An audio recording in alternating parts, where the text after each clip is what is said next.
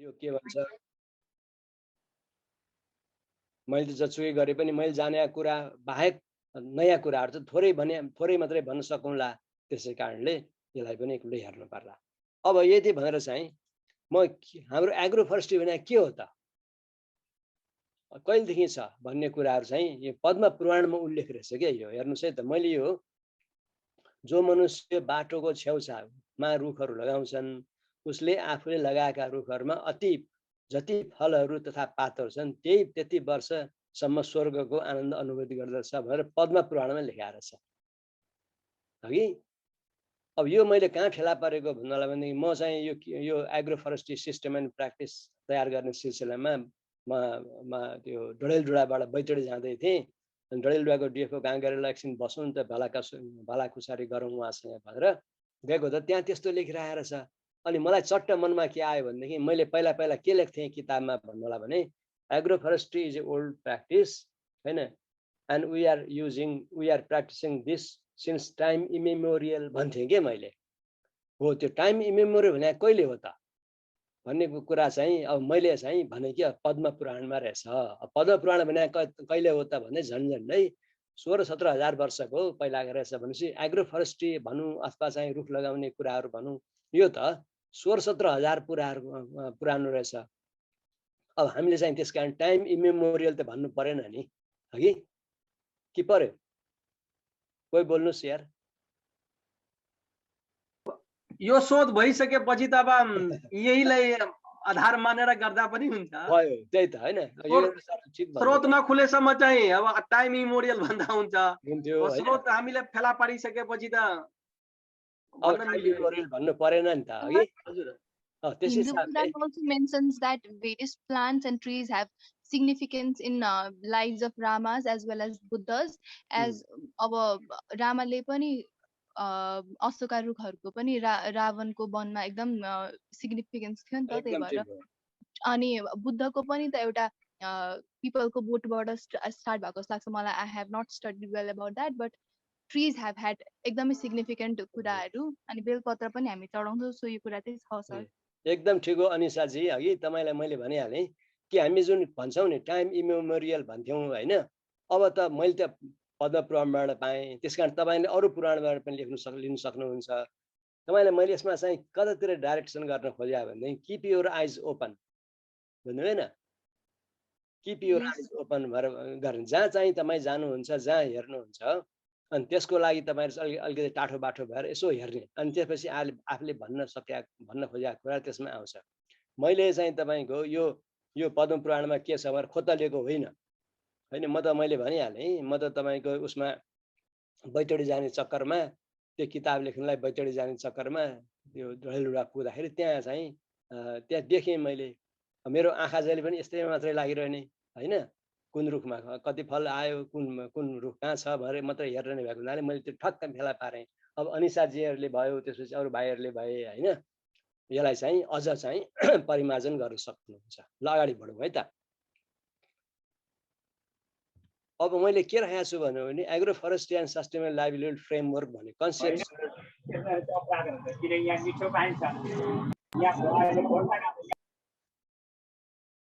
Conceptual background linkage importance भनेर भन्यो है। अब मैले एउटा चाहिँ के राखेँ भन्नलाई भने एग्रो फरेस्ट्री भनेको त्यस्तो ल्यान्ड सिस्टम हो जुन चाहिँ तपाईँको फुड, टिम्बर, फ्युल होइन, लिफ लिटर, मेडिसिन, एरोमेटिक प्लान्ट्समा चाहिँ हामी एकै समयमा एकै पटक हामी उमार्न सक्छौँ र त्यसबाट चाहिँ फाइदा लिन सक्छौँ भन्ने किसिमले जुन हाम्रो डिफिनेसन छ त्यसलाई चाहिँ मैले यहाँ राख्नु खोजेको हुन। त अघि पनि मैले भने हाम्रो योगेन्द्र सरले भयो, कृष्ण तिवारी सरले भयो, अथवा तपाईँहरूले नै विभिन्न फोरमहरूमा एग्रो फरेस्ट्रीको डिफिनेसन बारे धेरै कुराहरू थाहा पाइसक्नु भएको छ। मैले धेरै भन्नु पर्दैन, तर टपिकै यही भएको हुनाले मैले यसलाई पनि मैले इग्नोर गर्न सकिनँ। मैले एउटा सानो फोटो यहाँ देखाएको मैले आफैले खिचेको इलाममा झापामा यो होम गार्डन सिस्टमको हो। यसले के गर्न देखाउन खोजेको मैले भन्नलाई भने यसले तपाईँको लिफ लिटर पनि दिने, फ्युल पनि दिने, फोडर पनि दिने, फुड पनि दिने, टिम्बर पनि दिने, यस्तो किसिमको। अब यसमा चाहिँ हुन सक्ला लाइभ स्टकहरू पनि चर्लान् होइन, यस्तो किसिमको सिस्टम जुन हो त्यो नै हाम्रो तर एउटै समयमा एकै ठाउँमा त्यो नै हाम्रो एग्रो फरेस्ट्री हो भनेर मैले भन्न खोजेँ। अब यहाँ भनौँ सर हजुरलाई अब क्रप डाइभर्सिटी एन्ड रिडिस्ट्रिक्सन अहिले पनि मैले भनिहालेँ है, यो उतापट्टिको 3 नम्बर र यतापट्टिको 4 नम्बर बराबरै हो। अनि इस्टाब्लिसमेन्ट कस्ट पनि रिड्युस हुन सक्छ। किन भन्नु होला भनेदेखि अब गोलभेडालाई त तपाईँको रोपिरहनलाई त धेरै मेहनत परेन नि, धनियाँ रोप्नलाई धेरै मेहनत परेन, अथवा ब्रिन्जाल भनौँ न, यो के भन्छ लेडिज फिङ्गर भनौँ, त्यसलाई रोप्न धेरै मेहनत परेन। त्यसै कारणले कस्ट पनि रिड्युस हुन सक्ने सम्भावना हुन्छ। र सबभन्दा राम्रो कुरो के भन्नु होला भने यो फरेस्टमा जुन प्रेसर छ अहिले त्यो चाहिँ कम हुन सक्ने सम्भावनाहरू थुप्रै हुन्छ। अब कस्तो रहेछ भन्नु होला भने हामी यो एग्रो फरेस्ट्रीको कुराहरू भनौँ 1994 देखि सुरु भयो, अहिले हामी 2021 मा छौँ। हामीले भन्दाखेरि चाहिँ त हामीले त धेरै काम गरेर छैनौँ यसमा भाग बस्छौँ, त्यस्तो होइन रहेछ। म तपाईँको 14 जस्तो लाग्छ मलाई, 14 मा म ब्रिस्बेनमा पुगेको थिएँ एकताका, र त्यहाँ पनि तपाईँको एग्रो फरेस्ट्रीको प्रमोसन गरिरहेको थियो त्यहाँ त होइन। उनीहरूले 3 दिनको है 4 दिनको त्यो मिटिङ थियो। अन्तिमको मिटिङमा त उनीहरूले के भन्यो भन्नु होला भने रेजोल्युसन पास गर्ने भन्ने हुन्छ नि अधिकारीजी होइन। त्यसमा त उसले के भन्यो भन्नु होला भनेदेखि अब हामीले सबैलाई चाहिँ हेर्ने हो भने हाम्रो लाइभ स्टकलाई प्रमोट गर्ने हो, फरेस्टलाई प्रेसर कम गर्ने हो भने एग्रो फरेस्ट्री लगाउनु पर्छ पो भन्यो बात त्यसले त। अनि मैले चाहिँ हात उठाएर भने कि sir this practice has been we are practising this practice since last 30 years भने के मैले। अनि उनीहरू पनि हाँस्यो होइन। त्यसै कारणले हामीहरू चाहिँ तपाईँको के भएको छौँ भन्नु होला भने अरू धेरै कुरामा हामी अगाडि पनि छौँ, तर व्यवहारमा चाहिँ अहिले भनिहालेँ कि तपाईँको गुर्जोलाई रोप्ने किसिमको गुर्जोलाई जुन किसिमले फ्ल्याट टाइममा रोप्यौँ त्यस्तो व्यवहार भएको हुनाले हामी अलिक तल परिरहेको, नभए त हाम्रो साइन्स त्यति तल होइन। अब यसलाई के देखाउन खोजेको मैले यसमा भन्नु होला भने हाम्रो यो सिस्टमहरूलाई चाहिँ तपाईँको कसरी चाहिँ इन्टर रिलेसन गर्दो रहेछ भनेर यो पनि मैले तपाईँको आफै त्यो किताबबाट सारेको हो। यो के भन्छ एन्टोनी, मैले तयार गरे होइन, यो मेरो विचारमा यो एन्टोनी योङले तयार गरे जस्तो लाग्छ मलाई यहाँ देखिन। अब यो हामीले कसरी क्लासिफाई गर्छौँ, हाम्रो एग्रो फरेस्ट सिस्टमलाई कसरी क्लासिफाई गर्छौँ, हाम्रो कम्पोनेन्टलाई हामी कसरी एरेन्ज गर्छौँ र त्यसबाट चाहिँ हामीले के इल्ड लिन्छौँ भन्ने कुरालाई अलिकति यसमा चाहिँ मैले देखाउन खोजेको। अब त्यसमा अब यो चाहिँ यो थुप्रै किताबहरूमै भएको हुनाले मैले यसमा म धेरै जान्न। तर एउटा कुरा चाहिँ हाम्रो हेर्ने फङ्सन के हो त भन्दाखेरि एग्रो फरेस्ट्रीको मेन फङ्सन भनेको हाम्रो प्रोडक्टिभ फङ्सनमा हामी ध्यान दिन्छौँ हगि। त्यसपछि त्यसमा हामीले हेर्ने भनेको कुरा के भने हामीलाई चाहिँ इमिडिएट फुड चाहियो, इमिडिएट फोडर चाहियो, इमिडिएट टिम्बर चाहियो, स्मल टिम्बर चाहियो, फ्युल वुड चाहियो, अरू प्रडक्ट चाहियो, नन टिम्बर फरेस्ट प्रडक्ट चाहियो भने हामी हेर्छौँ भन्ने कुराहरू भयो। यो नै हाम्रो एग्रो फरेस्ट्रीको एकदम प्रिन्सिपलमा हामीले हेर्ने कुरा यो हो। अब सोसियो इकोनोमिक र म्यानेजमेन्ट लेभलमा कस्तो किसिमले हामी काम गर्छौँ के गर्छौँ भन्ने कुरा, तपाईँलाई फुड कति चाहियो, फोडर कति चाहियो, टिम्बर कति चाहियो, फ्युल वुड कति चाहियो, यसैको फेरिफेरीमा आउने कुराहरू हुन् यिनीहरू। अब रुख मात्र लगाउँदाखेरि के हुने भयो भन्नु होला भनेदेखि अब यहाँ थुप्रै राखेको छ, प्रोटेक्टिभ फङ्सन राखेको छ, रेगुलेटरी फङ्सन पनि मैले भन्ने गरेको छु। जस्तै windbreak, shelter break, soil improvement, soil conservation, moisture conservation होइन, स्लोप स्टेबलाइजेसन, सेड, यस्तो चाहिँ प्रोटेक्टिभ फङ्सन हुन्छन् भनेर भनेको छ। तर कसैले पनि तराईको चाहिँ सर्टेन ठाउँमा बाहेक विन्ड ब्रेकलाई म एग्रो फरेस्ट्रीमा राख्छु अथवा सेल्टर ब्रेकलाई म एग्रो फरेस्ट्रीमा राख्छु भनेर हामी गर्दैनौँ हगि। तपाईँलाई म एउटा इक्जाम्पल दिन्छु। यो धनगढीमा हाम्रो गेटा अस्पताल देख्नु भएको छ, गेटा आँखा अस्पताल, कोही बोल्दैन यार। ए गेटा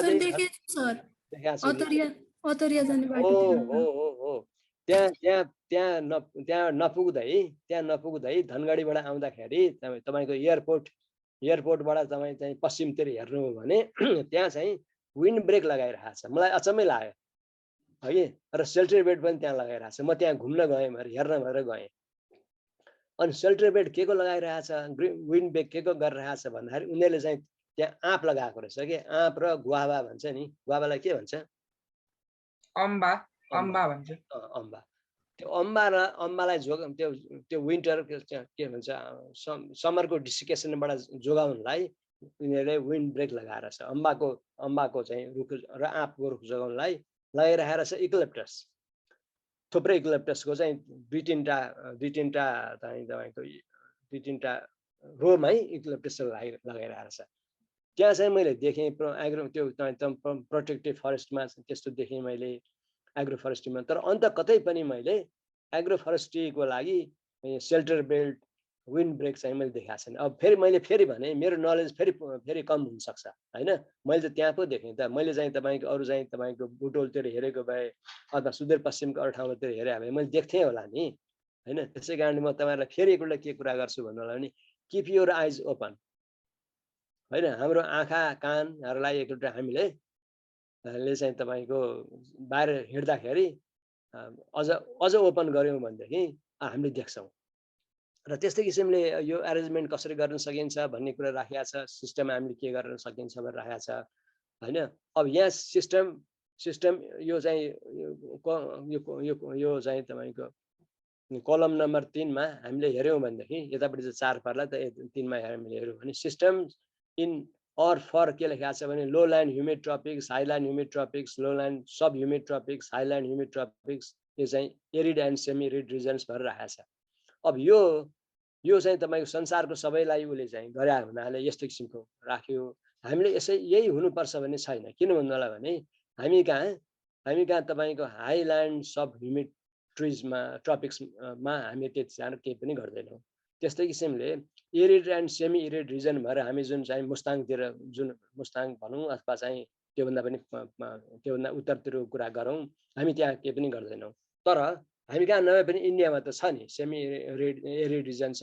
तपाईँको त्यसपछि डेजर्ट रिजनहरू छन् त्यसलाई पनि हामीले हेर्नुपर्छ भनेर भन्ने किसिमको कुरा राख्नु खोजेको हो यो तर यो चाहिँ मैले भने किताबबाटै निकाले हुनाले म यतापट्टि धेरै व्याख्या गर्दिनँ अब agroforestry system and practice in Nepal is based mainly on the interrelationship between forest farm and livestock अब यहाँ अर्को पनि राख्न सकिन्छ अर्को एउटा चाहिँ कम्पोनेन्ट पनि थप्न सकिन्छ त्यो कही कम्पोनेन्ट भन्दाखेरि मेडिसिनल एन्ड एरोमेटिक प्लान्ट भन्ने पनि थप्न सकिन्छ तर यो पनि यो फोटो आफैले बनाएको फोटो त्यसै कारण यस्तो देखिया हो यसले के मैले देखाउन खोजेको कुरा के भन्दै हामीसँग जङ्गलहरू छन् हामीसँग घरहरू हुन्छ हामीसँग एग्रिकल्चर क्रपहरू छन् हामीसँग लाइभ स्टक छन् यसको इन्टररिलेसनसिप कस्तो हो भनेर देखाउन खोजेको त यो यस्तो इन्टररिलेसनसिप तपाईँहरूलाई पनि थाहा छ हामीले चाहिँ तपाईँको जङ्गलबाट टिम्बर फ्युलवुड मेडिसिन फ्लोरहरू पाउँछौँ घरको लागि गाई बस्तुको लागि तपाईँ हाम्रो लागि भनेदेखि अनि त्यसपछि आएर तपाईँ गाई बस्तुले हामीलाई म्यान्युर दिन्छ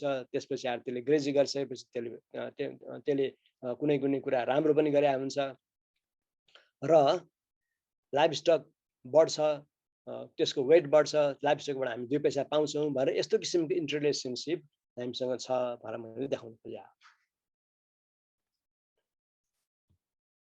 अब त्यसपछि आएर मैले अलिकति क्रपिङ प्याटर्न कस्तो हुन्छ त भनेर पनि यसो देखाउन खोजेको हो किन हाम्रो अघि मैले तपाईँलाई भनेको थिएँ नि एउटा यहाँनिर देखाएको थिएँ मैले हाम्रो एग्रो इकोलोजिकल जोनमा यो जोनमा तपाईँको Terai Shivalik middle mountain high हिमालमा कस्तो जोनमा के हुन सक्ला त भन्ने हिसाबले यो देखाउन खोजेको हो मैले पहिला त ट्री कम्पोनेन्ट नभइकन त हाम्रो एग्रोफोरेस्ट्री बन्ने हुँदैन त्यसपछि आएर क्रपिङ प्याटर्न एउटामा चाहिँ हिल क्रपिङ प्याटर्न हो यो यसमा चाहिँ मेज अनि मस्टार्ड र व्हिट अर्को क्रपिङ प्याटर्न रहेछ तपाईँको मेज र मिलेट राख्ने मिलेट राख्ने बित्तिकै के हुने भयो भन्दा मिलेट राख्ने बित्तिकै अलिकति हाई अल्टिट्युडको कुरा हुने भयो व्हिट र मस्टार्ड भनेपछि अलिकति लो अल्टिट्युड कुरा हुने भयो तर मिडल हिल्समा पनि यस्तो किसिमको प्र्याक्टिसहरू हामीसँग छ भनेर देखाउन खोजेको हो र यही प्र्याक्टिस अनुसारले हामीले के गर्छौँ भनेदेखि अब ट्री केमा लगाउने ट्रीको स्पेसिस कस्तो हुन्छ हैन एकछिन यहाँ कल्पना गरौँ हाम्रो ट्री चाहिँ तपाईको सेड लभिङ ट्री भयो भनेदेखि मेजलाई असर गर्ने भयो अथवा मस्टर्ड असर गर्ने भयो हैन त अथवा व्हिटलाई असर गर्ने भयो त्यस्तै किसिमले हाम्रो ट्री कस्तो हुनुपर्ने भयो भनेदेखि लाइट डिमान्डरको हुनु पर्यो सुलुक्क जाने हुनु पर्यो जसले चाहिँ मेजलाई असर नगरोस् अथवा ट्री कस्तो हुनुपर्ने ट्रीको कस्तो हुनुपर्ने भयो भने लेगुमेन ट्री भए खण्डमा चाहिँ नाइट्रोजन फिक्स गर्छ त्यसले अथवा तपाईको पेस्टिसाइड दिने ट्रीहरू जस्तै भनौं अब यो मिली एजडेरेक भए खण्डमा त्यसले चाहिँ त्यसले के गर्छ भन्नुलाई भने पेस्टलाई हटाउँछ। यस्तो किसिमको हामीले हाम्रो क्रपिङ प्याटर्न कस्तो हो त्यो अनुसारको ट्री कम्पोनेन्ट हामीले राख्नलाई हामीलाई यसले मद्दत गर्छ। मैले खालि एउटा इक्जाम्पल मात्रै देखाएको, यो चाहिँ मिडलको इक्जाम्पल देखाएँ हैन। अब हाईको पनि हुन्छ, हाई माउन्टेन पनि हुन सक्थ्यो होला, अथवा तराईको पनि हुन सक्थ्यो होला हैन। र अनि मैले एउटा सानो देखाएको ल्यान्ड युज प्र्याक्टिस यो मैले आफैले तयार गरे हो यो फिगर पनि। तर अनि मैले त्यो यो अक्षर चाहिँ टाइप गरेर प्रिन्ट गरेर त्यहाँ टाँसेको हो। अनि land use in agro forestry practices कस्तो रहेछ त भन्नु होला भनेदेखि मस्टर्ड र व्हिट अहिलेको माथि जुन देखियो हैन, यो माथि मैले जुन देखाएँ मस्टर्ड र व्हिटको चाहिँ त्यो क्रपिङ प्याटर्न हेर्ने हो भने ट्री चाहिँ के राख्दो रहेछ त यिनीहरूले भन्दै होला भने नेमोरालिस, मोरस अल्बा हैन, त्यसपछि फेरि फाइकस नेमोरालिस, मोरस अल्बा र फेरि फाइकस नेमोरालिस राख्दा रहेछन् यिनीहरूले। र अलिकति बढी के देखियो भन्नु होला भने यो फाइकस नेमोरालिस भनेको के हो?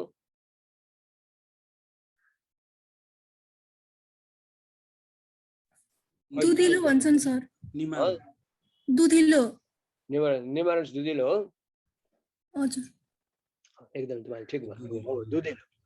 यो दुधिलो चाहिँ मान्छेले किन मन पराउँदो रहेछन् त भन्नु होला भनेदेखि यो चाहिँ आफै पनि आउने, यसलाई केयर गर्न पर्ने, मार्जिनमा यो चाहिँ तपाईको यो यो यो टेरास राइजरमा त्यसै पनि आइरहने र यो डाली घाँसहरुमा सरी यो डाली घाँसहरुको लागि उत्तम डाली घाँस भनेर चाहिँ यिनीहरूले भन्दा रहेछन्। त्यसै कारणले यो दुधिलो चाहिँ मान्छेहरूले चाहिँ मन पराउँदै रहेछन् र चाहिँ यो हिल फार्मिङ सिस्टममा यस्तो रहेछ। अब यो दुधिलो हुने बित्तिकै त्यहाँ के हुने भयो भन्नु होला भने त्यहाँ चाहिँ लाइभ स्टक हुने भयो। लाइभ स्टक चाहिँ मजाले रियर गर्ने भयो अथवा लाइभ स्टकलाई रियर गर्ने सम्भावना बढी भयो। यस्तो किसिमको ल्यान्ड युज सिस्टम हाम्रोमा छ भनेर मैले देखाउन खोजेको। यो चाहिँ यो रिप्रेजेन्टेटिभ मात्रै कुरा हो, सबैमा यस्तै हुन्छ, सबैमा दुधिलो मात्र लगाएको छ अथवा सबैमा मोरसलबा मात्र लगाएको छ, किम्बु मात्र लगाएको छ भन्ने होइन। र यस्तै मस्टर्ड र व्हिट प्लान्ट भएर जुन राखेको छ यो त फरक हुन्छ, ठाउँ अनुसारले ल्यान्ड युजमा चाहिँ एग्रोफरेस्ट्रीको ल्यान्ड युज चाहिँ फरक हुन्छ। यो चाहिँ रिप्रेजेन्टेटिभ मैले चाहिँ कहाँको राखेको भन्दा लमजुङमा म गएको थिएँ एकपटक। लमजुङमा माथि चौबा त्यो के भन्छ नालमा भन्ने ठाउँमा हाम्रो ACAIR को चाहिँ सानो काम थियो। ACAIR भनेको अस्ट्रेलियन गभर्नमेन्टको सरकार र नेपाल सरकारले गरेको त्यो काम हो। अहिले पनि छ त्यो काम, त्यसमा म अहिले पनि इन्भल्भ छु, तर मेरो इन्भल्भमेन्ट साह्रै कम छ त्यसमा चाहिँ जाँदाखेरि यो लिएको। तर अब मैले फेरि पनि यहाँलाई पनि के भन्न चाहन्छु भनेदेखि यो चाहिँ यो नै सबै थोक होइन र यसले रिप्रेजेन्ट गर्छ भने यो त लमजुङको एक ठाउँको रिप्रेजेन्ट गर्यो हैन। अब त्यो त त्यो लमजुङकै पनि त्यस्तो ठाउँ त कति होला नि, कति ठाउँ जहाँ चाहिँ यसले मस्टर्ड र व्हिटले रिप्रेजेन्ट नगर्ला अथवा फाइकस नेमोरालिस नगर्ला, तर जे भने पनि मोरलेस तरिका चाहिँ यस्तै हो भनेर देखाउन खोजे। अब मेजर लिङ्केज एग्रोफरेस्ट्री भने कस्तो डिसिप्लिन भन्नु होला भने यसले फरेस्ट्री मात्रै हेर्ने होइन, एग्रिकल्चर मात्रै हेर्ने, यसले लाइभ स्टक पनि यसमा ग्राम छ, हर्टिकल्चर पनि छ, एनिमल हस्बेन्ड्री पनि छ, सोसियोलोजी पनि छ, एन्थ्रोपोलोजी पनि छ, इकोनोमिक्स पनि छ। मैले के भन्ने गराएको थिएँ भन्नलाई भने यो जसले एग्रोफरेस्ट्री पढ्छ नि त्यो मान्छे चाहिँ हाम्रो नेपालको इन्डियाको चतुर्वेदी बराबर हुन्छ भन्ने गराएको थिएँ के। अब त्यो भने के भन्नु होला भने यो कथा हो, जसले फरेस्ट्री मात्रै पढ्यो त्यो के हुने भयो, त्यो फरेस्टर हुने भयो। एग्रिकल्चर मात्रै पढ्नेले के भयो, एग्रिकल्चरिस्ट हुने भयो। हर्टिकल्चर पढ्नेले हर्टिकल्चरिस्ट हुने भयो। एन्थ्रोपोलोजिस्टले पढ्नेले एन्थ्रोपोलोजिस्ट हुने भयो। इकोनोमिक्स मात्रै पढ्ने इकोनोमिक्स्ट हुने भयो। तर फरेस्ट्रीमा यो सबै कुरा चाहिन्छ भएको हुनाले इन्डियामा चाहिँ के छ भन्नु होला यो जात कसरी छुट्याएको छ भन्नु होला भने तपाईँलाई थाहा छैन सुभाषजी, यो वेदी भन्छ के। एउटा मात्रै वेद पढ्ने मान्छे वेदी, दुईटा वेद पढ्ने मान्छे द्विवेदी, तीनटा वेद पढ्ने मान्छे त्रिवेदी, चारै वेद पढ्ने मान्छे चारै वेद पढ्ने मान्छे चतुर्वेदी हैन। अब तपाईहरुलाई पनि हाम्रो फरेस्ट्रीको चतुर्वेदी बन्नु छ भनेदेखि एग्रोफरेस्ट्री पढ्नुहोस्। हैन एग्रो फरेस्ट्रीले तपाईको forestry agriculture livestock horticulture animal husbandry sociology anthropology economics तपाई जे भन्नुस् सबै कुरा यसमा आउँछ त्यसकारण चाहिँ नेपालको चतुर्वेदी भन्नु छ भने एग्रो फरेस्ट्री पढ्नु पर्यो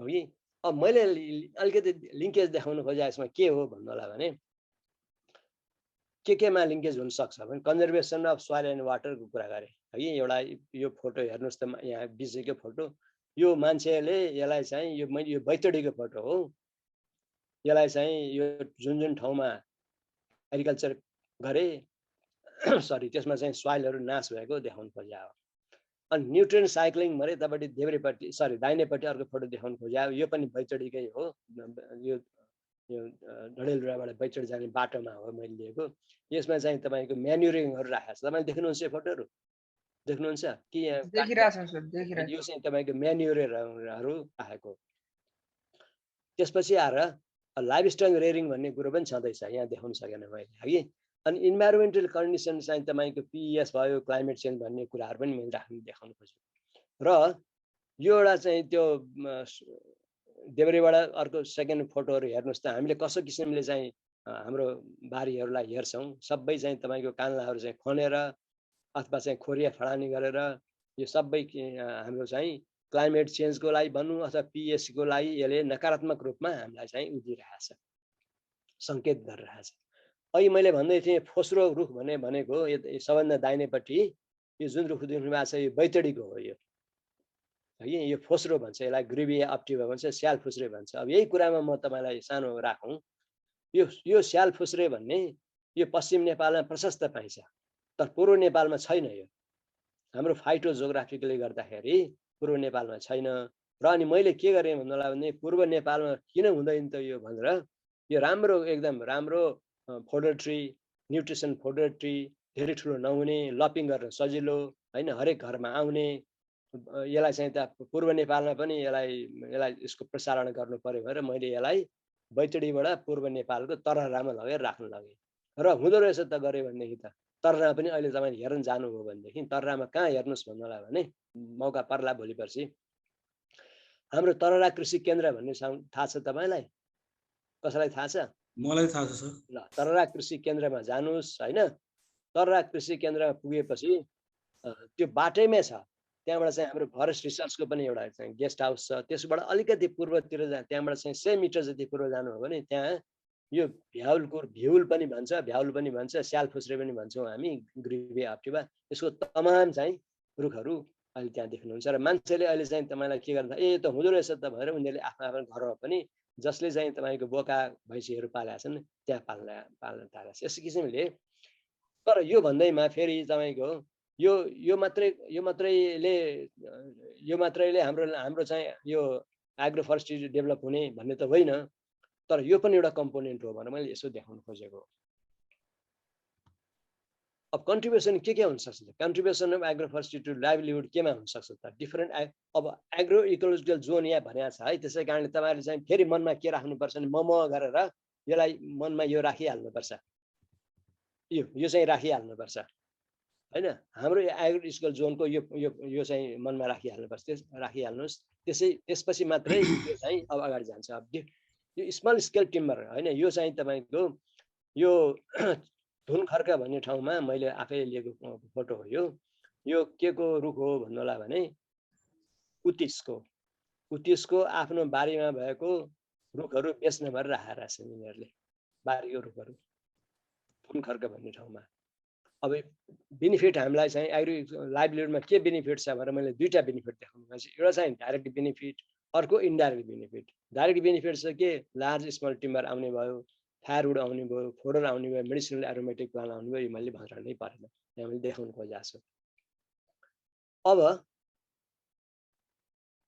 हामी चाहिँ केमा गर्छौं हेर्छौं भन्नुलाई पनि सस्टेनेबल लाइभलीहुड हेर्ने भने most people are concern about the agriculture crops हामी एग्रिकल्चर क्रप मात्रै हेर्छौं यो टङ्गिया प्लान्टेसनको मैले त फोटो राखेको हो यो बारी यो चाहिँ तपाईको मैले 1974 75 तिर 75 76 तिर नै भन्न जस्तो लाग्छ मलाई यो सालको रुखमुनतिर मस्टर्ड लगाउन चलन थियो त्यो बेला टङ्गियामा त्यसरी दिएको थियो र अब हामीले चाहिँ के गर्न थाल्यौं भन्नुलाई भनेदेखि हामीले रुखको लागि चाहिँ बढी महत्त्व दिनुपर्ने अथवा चाहिँ एग्रिकल्चर क्रपलाई कम महत्त्व दिनुपर्ने टङ्ग्या सिस्टमको त्यस्तो हिसाब थियो।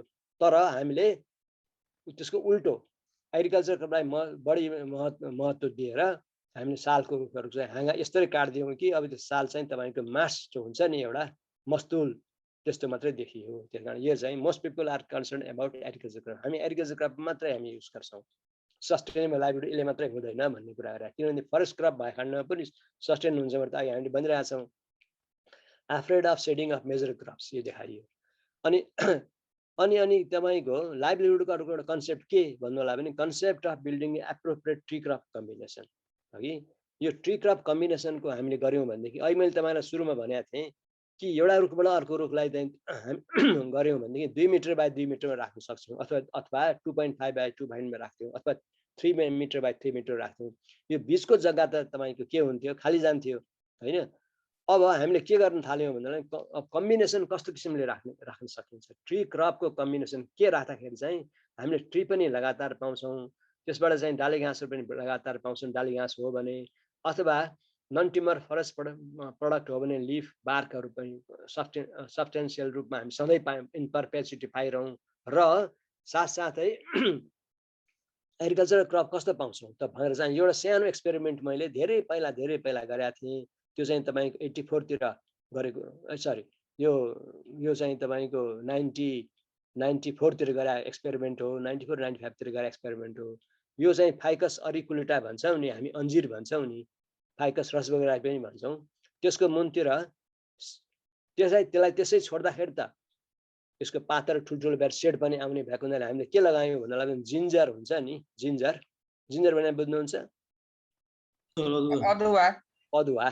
अदुवा र बेसार होइन, टर्मेरिक हो, त्यो लगाएँ मैले होइन। मैले हेरेँ कि कस्तो हुँदो रहेछ त, एप्रोप्रिएट ट्री क्रप कम्बिनेसन कस्तो हुँदो रहेछ त भनेर हेरेको हो। ट्रीको चाहिँ तपाईँको त्यो बेलामा चाहिँ त टिम्बर ल्याउन सक्ने स्थिति थिएन। भर्खर 2-3 वर्ष भएको थियो यो काम गरेको। टिम्बरलाई नहेरिकन हामीले फोल्डर चाहिँ हेऱ्यौँ। फोल्डर यिल्ड चाहिँ यो चाहिँ कन्ट्रोल प्लटमा राख्दाखेरि र यस्तोमा राख्दाखेरि केही फरक देखिएन। त्यस्तै किसिमले जिन्जर र टर्मेरिक पनि किसानले जुन त्यो वरिपरिको किसानले जसरी रोप्थ्यो खाली चाहिँ रुख नराखिकन रुख राखेर रोप्दाखेरि पनि त्यसको यिल्ड कम भएन। यस्तो किसिमको हामीले देखायौँ। र चाहिँ अनि हामीले के भन्यो भनेदेखि एग्रोफरेस्टलाई सस्टेन गर्ने हो भने अथवा एग्रोफरेस्टको सस्टेन लाइभलीहुड हेर्ने हो भने हामीले ट्री क्रप इन्टरेक्सनको कम्बिनेसन पनि हेर्नु मनासिब हुन्छ भन्ने हिसाबले हामीले त्यो हेऱ्यौँ। र अर्को कन्ट्रिब्युसन के हो भने अब इन्डाइरेक्ट बेनिफिट अघि त मैले डाइरेक्ट बेनिफिट कुरा गर्ने। इन्डाइरेक्ट बेनिफिट के भने conservation of soil and water मैले तपाईँलाई एकपल्ट देखाइसकेँ। यो फोटो पनि तपाईँको काभ्रे जिल्लाको त्यही धुनखरको वरिपरिको हो, तिमाल गाउँ भन्छ त्यसलाई, यो तिमालको वरिपरि। यहाँ तपाईँले यसो हेर्नु हो भने के देख्नुहुन्छ भन्दा भने सोइल कन्जर्भेसनको कामहरू यति राम्रोसँग गरा मिलाएर गरिरहेका छन् कि यो सोइलहरू चाहिँ हतरपत्र यो सिट इरोजन बाहेक गल्ली इरोजनहरू हुन सक्ने सम्भावनाहरू कम हुन्छ। त्यसमा त्यो टेरास राइजर दोस्रो फोटोमा तपाईँ हेर्नु हो भने यसलाई चाहिँ टेरास राइजरहरू जुन हुन्छ अथवा भनौँ बन्डहरू हुन्छ त्यो खाली त्यसै जान्थ्यो है।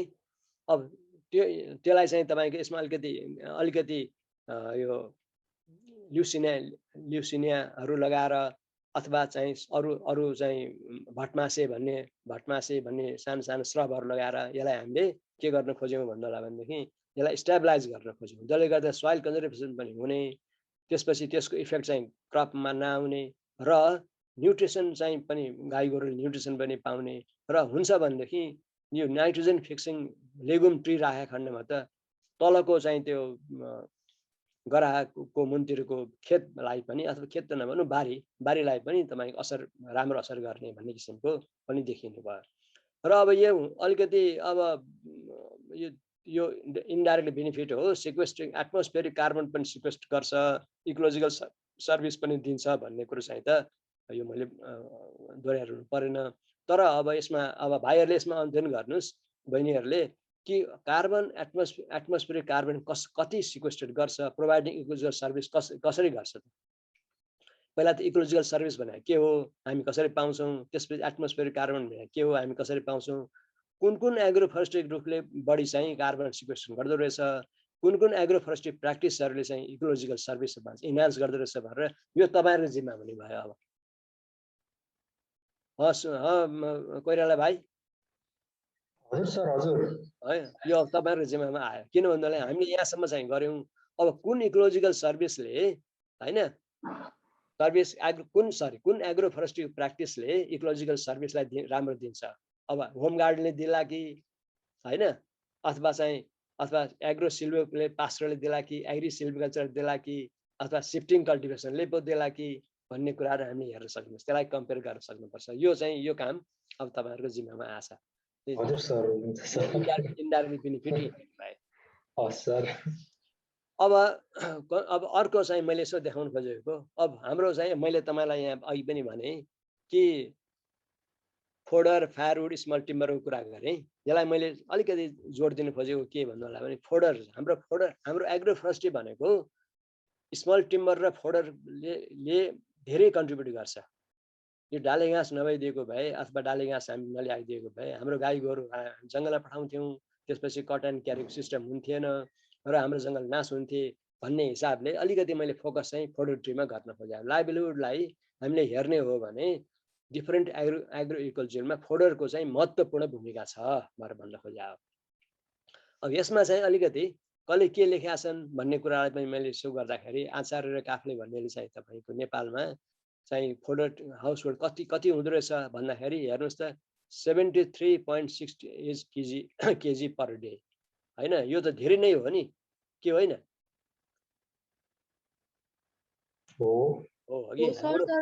अब यो 2009 को रिपोर्ट रहेछ। अब अहिलेको कन्टेक्स्टमा चाहिँ त्यति धेरै नहोला, किनभने धेरै जस्तो हाउस होल्डरमा पहिला जस्तो गाई पालन पनि छैन, भए पनि एउटा होला, पहिला जस्तो चाहिँ छैन। त्यही हो, त्यही मैले भने नि, यो त खालि रेफरेन्सको कुराहरू मात्रै भने। तपाईँ ठिक भन्नु। तपाईँ के नाम? अनिशा हैन, बिडारी चाहिँ तपाईँले ठिक भन्नुभयो। यो त खालि के भन्दाखेरि हामीसँग नभएको बेलामा भन्ने कुराहरू चाहिँ भए हैन। कुनै पनि रेफरेन्स छैन भने हामीले रेफरेन्स त भन्नै पर्यो नि, है कि? तर एउटा के तपाईँले ठिक भन्नुभएको छ कि अहिले चाहिँ हाम्रो हदै पाल्यो भने एउटा भैँसी पालौँला अथवा दुईटा बोका पालौँला, तथापि त्यसलाई पनि त घाँस त चाहियो हैन। यो फिगर तलमाथि होला, तर घाँस चाहियो। गाई पालेपछि घाँस चाहिन्छ अथवा चाहिँ गाई पालेपछि अथवा बोका पालेपछि घाँस चाहिन्छ भन्ने कुरा त इन्भेरिएबल, यो त सत्य हो नि त हैन। सर यसमा चाहिँ म के थप्न चाहे भने अहिलेको कन्टेक्स्टमा चाहिँ दाना खुवाउने चलन पनि आएको छ नि त, त्यही भएर फर्दर कन्टेक्स्ट चाहिँ अलिक कम भएको जस्तो लागिरहेछ मलाई। ओभरअल मेरो ठाउँमा देखेको सिनारियोले चाहिँ एकदम ठिक हो। तपाईँलाई म बताउँछु, कथा एउटा सुनाऊ है त। हुन्छ सर, हुन्छ। त्यो तिमाल भन्ने गाउँमा हामीहरू घुम्न गएको थियौँ हैन। यो चाहिँ त्यो कहाँ छ भन्नु होला भनेदेखि अहिले बिपी राजमार्ग छ नि, बिपी राजमार्गबाट अलि तलतिर गएपछि कहाँ आउँछ भन्नु होला भनेदेखि के मलाई ठ्याक्क ठाउँ बिर्स्यो है। त्यहाँ हामी घुम्न गएको थियौँ। अनि त्यहाँको मान्छेहरूलाई चाहिँ यही म त त्यही डाले घाँस के छ कस्तो छ भनेर घुम्ने हेर्ने मान्छे भएको हुनाले त्यहाँको तपाईँले भने जस्तै के भन्नुभयो उहाँले भने, सर अहिले हामीले डाले घाँसहरू लगाउँदैनौँ, हामीसँग गाई गोरु पनि छैन भनेर भन्नुभयो। अनि मैले किन त भनेर भन्दाखेरि उहाँले के भन्नुभयो भने, सर यो गाई त त्यति साह्रो होइन, भैँसीले चाहिँ पानी एकचोटिमा झन्डै 70-80 लिटर खाइदिन्छ बुझ्नु होइन। अब पानी चाहिँ 70-80 लिटर उसले खाने भएपछि हामीले के खाने? यहाँ त एकदम पानीको चाहिँ साह्रै स्कार्स छ, त्यसै कारणले हामीले यो चेन्जै गरिसक्यौँ। अब हामी भैँसी पाल्दैनौँ, हदै पाल्यौँ भनेदेखि एउटा गाई अथवा एउटा बोका यस्तो हामी पाल्छौँ भने त सोही पऱ्यो। तपाईँले भने जस्तै अब स्लोली अनि ग्रेजुअली चेन्ज भइरहेको छ। हाम्रो सम्भावना हामीले गाईहरूलाई खुवाउने घाँसहरू पनि चेन्ज भइसक्यो, घाँसको चाहिँ तरिका पनि चेन्ज भइसकेको छ र चाहिँ तपाईँको हामी दाना खुवाउँछौँ हैन। त्यस हिसाबले तथापि केही न केही रूपमा अलिकति हामीलाई चाहिँ डाले घाँस पनि चाहिने र चाहिँ हाम्रो चाहिँ एग्रिकल्चर इकोलोजिकल जोनमा एग्रो फरेस्ट्रीले के गर्छ त भन्दाखेरि यो कुरा मैले राख्नु खोजेँ हगि। अनि अर्को एउटा चाहिँ त्यसमा चाहिँ राख्नु खोजेको के भने हाम्रो ओली भन्ने हुनुहुन्छ नि, तपाईँ चिन्नुहुन्छ उहाँहरूलाई? को भन्नुहोस् त? कृष्ण प्रसाद होइन, विश्वनाथ ओली हो सर। विश्वनाथ ओली हैन, विश्वनाथ ओली पनि फरेस्ट रिसर्चमा धेरै वर्ष काम गर्नुभयो। उहाँले पनि तपाईको के गर्नुभयो भन्दाखेरि फार्मरलाई चाहिँ यो धेरै राम्रो हुन्छ र चाहिँ तपाईको नेपालमा 65 ट्री पर हेक्टर लाउने चलन छ भनेर भन्ने कुरा गर्नुभयो र फार्म ल्यान्डले चाहिँ 43% कन्ट्रिब्युट गर्छ भनेर भन्यो। यो पनि तपाईको अहिले हाम्रो बहिनीले भने जस्तै यो पनि तपाईको 15 को डाटा हो, 2015 को डाटा हो। अहिलेको डाटा भयो खण्डमा सायद मेरो विचारमा 65 ट्री पर हेक्टर नहुन सक्ला हैन, 5 ट्री पर हेक्टर हुन सक्ला हैन। त्यसपछि आएर 43 पनि तपाईको 40% नहुन सक्ला। तथापि अब हामीले नयाँ डाटा जेनेरेट नगरेसम्म अथवा नयाँ कुरा नभनेसम्म त यही हो नि। अब हाम्रो अनिसाजीले के भन्नु भन्दा नि अलिअलि दाना खुवाउँछौँ हामी, घाँस धेरै खुवाउँदैनौँ भनेर भन्नुभयो। एकदम राम्रो कुरो हो, तर हामी कति दाना रिप्लेस गर्दै रहेछौँ त घाँससँग, कति घाँस सप्लिमेन्ट गर्दै रहेछौँ भन्ने कुरा हामीले गर्न सके भए यही कुरा आउँथ्यो नि त हैन। हजुर सर, एकदम ठिक छ कि यस्तो हो। त्यसै कारणले अब अलिकति मैले देखाउनु खोजेको के भने डिफरेन्ट एग्रोइकोलोजिकल जोनमा अलिकति हामीले हेर्न खोजेको के भने लिजहोल्ड फरेस्ट पनि नेपालको लागि अति राम्रो हो। यो पनि मलाई टपिक दिएकै लाइभलीहुड भएको हुनाले मैले लाइभलीहुडतिर मात्रै फोकस गरेको। अब अहिले हिजो अब योगेन्द्र सरले भन्नु, कृष्ण तिवारी सरले, अथवा भोलि होइन पर्सि हाम्रो विष्णुहरि पण्डितजीले अथवा रामजी नेउपानेजीले अर्कै कुरा भन्नुहुन्छ होला। मैले त खालि फोकस केमा गर्न खोजेँ भनेदेखि एग्रो फरेस्ट्रीको कन्ट्रिब्युसन लाइभलीहुडमा कसरी छ र हामी कसरी त्यसलाई इन्हान्स गर्न सक्छौँ त्यतापट्टि मात्रै भएको हुनाले यो महिलाले के रोप्या छ भन्नु होला भनेदेखि लिजहोल्ड फरेस्ट्रीको महिला हुने यो चाहिँ तपाईँलाई पनि तपाईँकै नजिकको ठाउँ हो। यो हिटौडाबाट अलिकति पर यो मजुरधाप भन्ने ठाउँतिरको हो। यो उनले के गरेका छन् भन्नु होला भने यिनले त्यो लिजहोल्ड फरेस्ट्रीमा को जति पाउने हो जग्गा त्यसमा पाएर सकेसम्म बढी यो लेगुम क्रपहरूलाई चाहिँ बढावा दिने, ताकि त्यहाँ तपाईँको लेगुम क्रप बढी बढावा किन दिने भन्नु होला भनेदेखि यो बोडी सिमी लगाएपछि आफूले खाना पनि पाइयो, त्यसबाट न्युट्रिसन पनि पाइयो र त्यसपछि आएर त्यसले चाहिँ सोइललाई चाहिँ अलिकति फर्टिलाइज गर्ने काम पनि गर्छन् भन्ने किसिमले राखेको छ। र त्यसमा चाहिँ पुडा सैनिकजीले एउटा सानो इक्जाम्पल गर्नुभएको छ। 40वटा लिजहोल्ड फरेस्टलाई गर्दाखेरि इकोनोमिक कन्ट्रिब्युसन नेपालमा कति रहेछ त भन्नु होला भने 14,941 रुपियाँ पर हाउस होल्ड पर इयर चाहिँ आम्दानी हुने रहेछ भनेर भन्नुभएको छ। अब यो पनि सब्जेक्ट टु द के भन्नु होला भने subject to the availability of the new reference अथवा न्यू के त्यसलाई के भन्छ, subject to the availability of new report भनौँ न हैन, अथवा न्यू रिसर्च हैन। अब यसले फुड सेक्युरिटीलाई कति गरेको छ अरे भन्नु होला भनेदेखि 2.5 month per year per house hold per year. यो चाहिँ 2.5 महिना यसले फुड सेक्युरिटीलाई यसले मद्दत गर्छ। केले मद्दत गर्ने भयो भन्नु होला भने खालि यो चाहिँ पोर त्यो लिज होल्ड फरेस्टले मात्रै गर्ने भयो भनेर यहाँ सानो चाहिँ मैले डाटा राख्न खोजेँ। र त्यस्तै किसिमले अब यो कसरी चाहिँ यो रुखले असर गर्छ त भन्ने कुरो चाहिँ अब वास्तवमा यहाँ मैले भने लिज होल्डले भने जस्तै हाम्रो कम्युनिटी फरेस्ट्रीको कुराहरू, सरकारीको जङ्गलको कुराहरू पनि आउनु पर्ने थियो यहाँ हैन हिसाबले त। किनभनेदेखि डिफ्रेन्ट एग्रो इकोलोजिकल जोनमा हाम्रो सरकारी कोलाबोरेटिभ फरेस्ट पनि छ होला अथवा नभए कम्युनिटी फरेस्ट पनि छ होला, त्यस्तो आउनु पर्ने थियो। त्यो कसैले पनि रिपोर्ट नगरे हुनाले मैले पनि कताबाट राख्ने कुरो आएन, त्यस कारण चाहिँ मैले राखिनँ। तर तपाईँले चाहिँ त्यस्तो रिपोर्ट चाहिँ राख्नु भएको छ भने यसमा थप गर्न सक्नुहुन्छ र यो चाहिँ अझ राम्रो गर्न सकिन्छ। अब यो त्यसै हिसाबले मैले सोइलको चाहिँ कस्तो हुँदो रहेछ त भनेर यसो हेर्न खोजेको।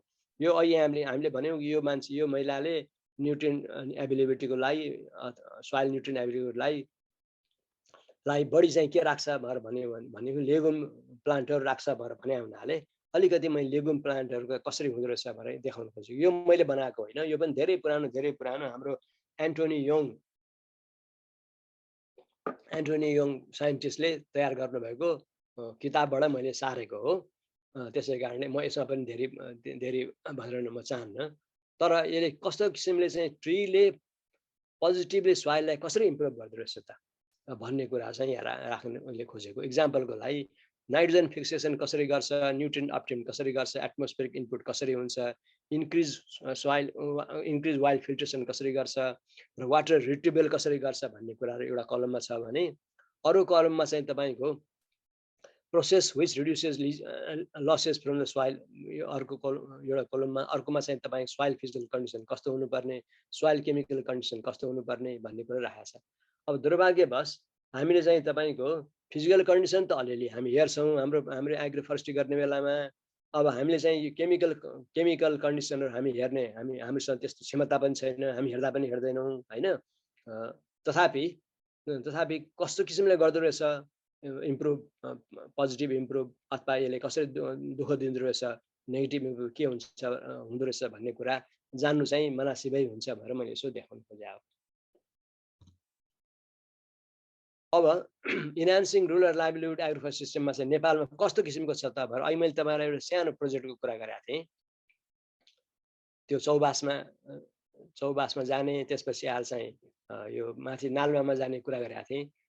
अब हाम्रो थुप्रै प्र्याक्टिसहरू छन्, हामीले थुप्रै प्र्याक्टिसहरू गरिरहेका छौँ होइन। यो चाहिँ मैले आफैले चाहिँ म इन्भल्भ भएको हुनाले मैले राख्नु खोजेको enhancing livelihood and food security from agro forestry and community forestry Nepal भनेर। फेरि मैले यहाँलाई फेरि के सम्झाउँ भनेदेखि मलाई दिएको टपिकै लाइभलीहुड भएको हुनाले मैले अरूमा हेरिनँ, लाइभलीहुड मात्रै मैले हेर्न खोजेको। त्यसै कारणले यो चाहिँ नेपाल गभर्मेन्ट र अस्ट्रेलियन गभर्मेन्टको ACIRबाट हामीले सुरु गरेर आएको। यो चाहिँ तपाईँको झन्झन्डै 2013देखि नै सुरु गऱ्यौँ हामीले होइन। हुन त मेरो यसमा साह्रै कम्पोनेन्ट कम छ, यसमा अरू साथीहरूको बढी कम्पोनेन्टहरू छन् र यो फरेस्ट एक्सन भन्ने एउटा हाम्रो NGO छ, त्यहाँबाट सुरु गरे हो, त्यहाँ त्यसले हेर्छ यसलाई। र हामीले एउटा के हेर्नु खोज्यो भने हाई यो लाइभलीहुडलाई कसरी हेरिरहेको छ भन्दाखेरि हाई इन्कम जेनरेसन होइन यसले दिँदो रहेछ भन्ने भयो। त्यसपछि आएर फुड सफिसियन्सीको कुराहरू यसले गरिरहेको छ। इज अफ अपरेटिङ सिस्टम होइन। त्यसपछि आएर less invasive to pest and diseases, protecting soil and retaining soil fertility र सस्टेनेबल सिस्टम। यो चाहिँ हामीले पायौँ भनेर चाहिँ फिल्ड अब्जर्भेसनमा हामीले यस्तो गर्दाखेरि हामीले एक्सन रिसर्च सुरु गऱ्यौँ र हामीले फिल्ड रिसर्चमा यस्तो कुराहरू पायौँ भनेर देखाउनु खोजेको। यो सबै कुराहरू जस्तै फुड सफिसियन्सीको कुरा गर्नुहोस्, is of operating the system कुरा गर्नुहोस्, lace invasive paste and disease कुरा गर्नुहोस्, यिनीहरू सबैले के गर्छ भन्दा भने लाइभलीहुडलाई इन्हान्समेन्ट गर्नमा मद्दत गर्छ भन्ने कुराहरू हामीले राख्नु खोजेको। अब मैले यो अगाडिबाट जानुभन्दा अगाडि सर एकचोटि त्यो अगाडिको स्लाइडमा ल भन्नुहोस् सर सफिसियन्सी भन्दाखेरि के होइन एडुकेट फुड प्रोडक्सन चाहिँ अब पर्छ कि पर्दैन भन्नाले यति प्लान्टमा चाहिँ यति आउनु पर्यो भन्ने पाराले। जस्तै अचेलको उसमा चाहिँ के हुन्छ भने लोकल ब्रिडबाट चाहिँ धेरै आउँदैन, हाइब्रिड वाला जुन स्पिसिस हुन्छ त्यसबाट चाहिँ धेरै प्रोडक्सन हुन्छ नि त। अनि त्यस्तो कुराहरू चाहिँ कतिको आउँछ एकदमै आउँछ होइन। तर त्यसमा चाहिँ अलिकति हामी अलिकति फुड सफिसियन्सीमा तपाईँको अहिले भनौँ न अहिले हाइब्रिडहरू आइरहेछ। मनसान्टो भन्ने अमेरिकन कम्पनीले पनि थुप्रै मकैहरू दिइरहेछ, तपाईँले पनि सुन्नुभयो होला है। त्यो एकदमै आउँछ। तर हामीले विचार गर्नुपर्ने कुरा के छ भनेदेखि तपाईँहरू सबैलाई हो यो, तपाईँ बहिनीलाई मात्र होइन, विचार गर्नुपर्ने कुरा के छ भने फुड सफिसियन्सी हामीले हाइब्रिडबाट हेर्न थाल्यौँ भनेदेखि हामी कहाँसम्म पुग्न सक्छौँ त, कति वर्षमा त्यसले धान्छ भन्ने कुरा पनि हामी हेर्नुपर्छ। गिभन एउटा ल्यान्डमा हामीले चाहिँ हाइब्रिडहरू, म हाइब्रिडको नकारात्मक मैले कुरा गर्न खोजेँ होइन, मैले रियल कुरा राख्नु खोजेको। नालुवा भन्ने ठाउँमा जुन चाहिँ तपाईँको हाम्रो सुन्दर बजारबाट हामी धेरै माथि गएपछि लमजुङको सुन्दर बजारबाट माथि गएपछि हामी पुग्छौँ, झन् 3-4 घन्टामा पुग्छौँ। त्यहाँको मान्छेले के गरेछन् भन्नलाई भने लसुन हुन्छ नि, लसुन हजुर सर हामीले खाने लसुन हाइब्रिड लसुन ल्याएछन् र तपाईँको तमाम चाहिँ रोपेछन्। सुरु वर्षमा एकदमै राम्रो आयो, 2 वर्षमा पनि अर्को धेरै राम्रो आयो र त्यो भएर भेरी भेरी ह्याप्पी हगि। र फुड सफिसियन्सीमा हामीले लसुनै मात्रै बेचे पनि पुग्ने रहेछ, गएर सुन्दर बजारमा लसुन बेचिदिने अथवा सुन्दर बजारकै मान्छेहरू पनि माथि आउने र चाहिँ फुड सफिसियन्सीमा हामीलाई त एउटै मात्रै कम्पोनेन्टले पुग्दो रहेछ र पुग्यो भनेर चाहिँ उहाँहरू खुसी हुनुभयो। तर स्लोली अनि ग्रेजुअली के हुँदै आएछ भन्नु होला भने त्यो माटो जुन हुन्छ नि, माटो पनि एकदम साह्रो हुने, त्यसपछि आएर चाहिँ तपाईँको माटो चाहिँ फुटाउनलाई नै धेरै समय लाग्ने, र चाहिँ त्यो त्यसको प्रोडक्टिभिटी भनौँ, त्यो लसुनको प्रोडक्टिभिटी स्लोली अनि कम हुँदै जाने हुँदै आयो र चाहिँ 4-5 वर्षपछि त त्यहाँको मान्छेले हामीले चाहिँ सुन्दाखेरि म चाहिँ 14 यो 2014 को कुरा हो, 2015, 16, 17, 18 पनि गइरहेको छु। त्यहाँको मान्छेले के भन्यो भने हजुर यो लसुन त कामै लाग्दैन रहेछ, हाम्रो जग्गा सबै बाँझो भयो होइन। अब हामीले त त्यो केमिकल फर्टिलाइजर पनि राख्ने गरेका थियौँ अलिअलि। अब केमिकल फर्टिलाइजर पनि अब आउनु सक्दैन, केमिकल फर्टिलाइजर पनि छैन। अब भएको गाई गोरुहरू पनि सबैलाई खटिसकियो होइन। अहिले त मैले भने जस्तै अब हामीसँग त पहिला 2टा गाई गोरु हुन्थ्यो भने अब एउटा बोका मात्रै छ। अब त्यसै हिसाबले त्यहाँ हामीले मल पनि राख्न सकेनौँ। त हामी त अब हामीलाई त गाह्रो भयो। जुन हाम्रो फुड सफिसियन्सीको हामीले जुन कल्पना गरेका थियौँ त्यो चाइनिज लसुनबाट, now we are in trouble भन्थ्यो कि। अब मैले के भन्न खोजेँ तपाईँलाई मेसेज के भनेदेखि हामीले एकैचोटि जम्प गर्न चाहिँ हुँदैन। हामीले चाहिँ हाइब्रिडहरूमा एकैचोटि जम्प गर्नु हुँदैन। स्लोली अनि ग्रेजुअली त्यसलाई पुग्ने किसिमको केही कुराहरू छ भनेदेखि त हामी अगाडि बढ्न सक्छौँ होइन। त्यसलाई हाइब्रिड भन्ने बित्तिकै त्यसको डिमान्ड धेरै हुन्छ। हाइब्रिड भन्ने बित्तिकै उसको डिमान्डको चाहिँ तपाईँको हरेक कुराको उसको कम्पोनेन्टको डिमान्डहरू फरक हुनसक्छ र स्लोली अनि ग्रेजुअली हामी चाहिँ फुड यहाँ चाहिँ फुड सफिसियन्सीको कुरा गरौँ अथवा त्यहाँ चाहिँ तपाईँको अब बिउकै कुरा गरौँ, त्यो बिउ पनि यहाँ पाउनु गाह्रो हुन्छ। तपाईँहरूलाई चाहिँ अब यो कुरा अनुभव छ होला। हामी कहाँ चाहिँ तपाईँको हो दसैँ तिहारमा कुन फुल फुल्छ भन्नुहोस् त? धेरै फुल सयपत्री मखमली सयपत्री मखमली हामी भन्छौँ नि है।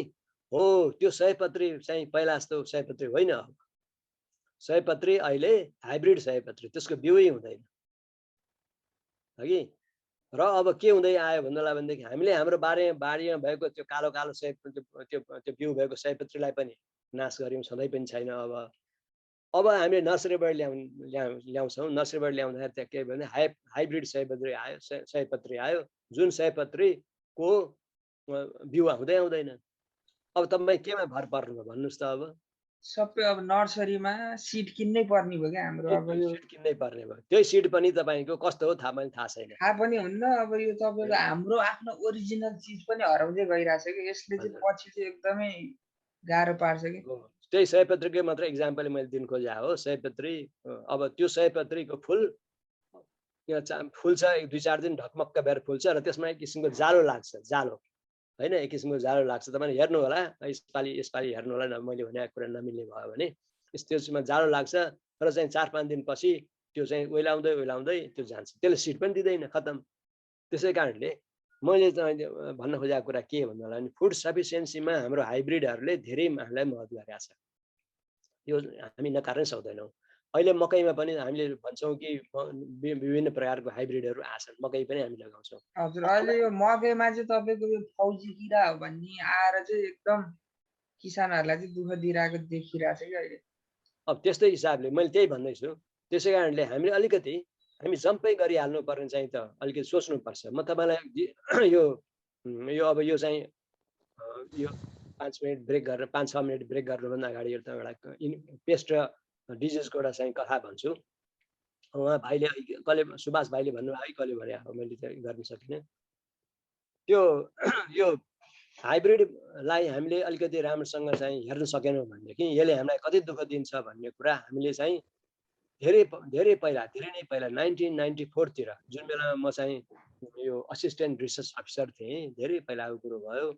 यो हेलम्बु जाने बाटोमा हामीले चाहिँ यो ओल्ड नेबरसँग हामीले काम गर्थ्यौँ।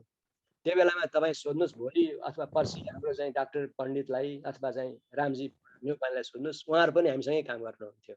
उहाँहरूको चाहिँ नेपाल एग्रो फरेस्ट्री फाउन्डेसन भन्ने थियो, हाम्रो चाहिँ नेपाल सरकारको फरेस्ट रिसर्च थियो र हामीले 2जनाले 2-3टा संस्था भएर हामीले त्यहाँ के काम गऱ्यौँ भन्नुलाई भने त्यहाँ चाहिँ डाले घाँसको सफिसियन्सी कसरी बढाउने।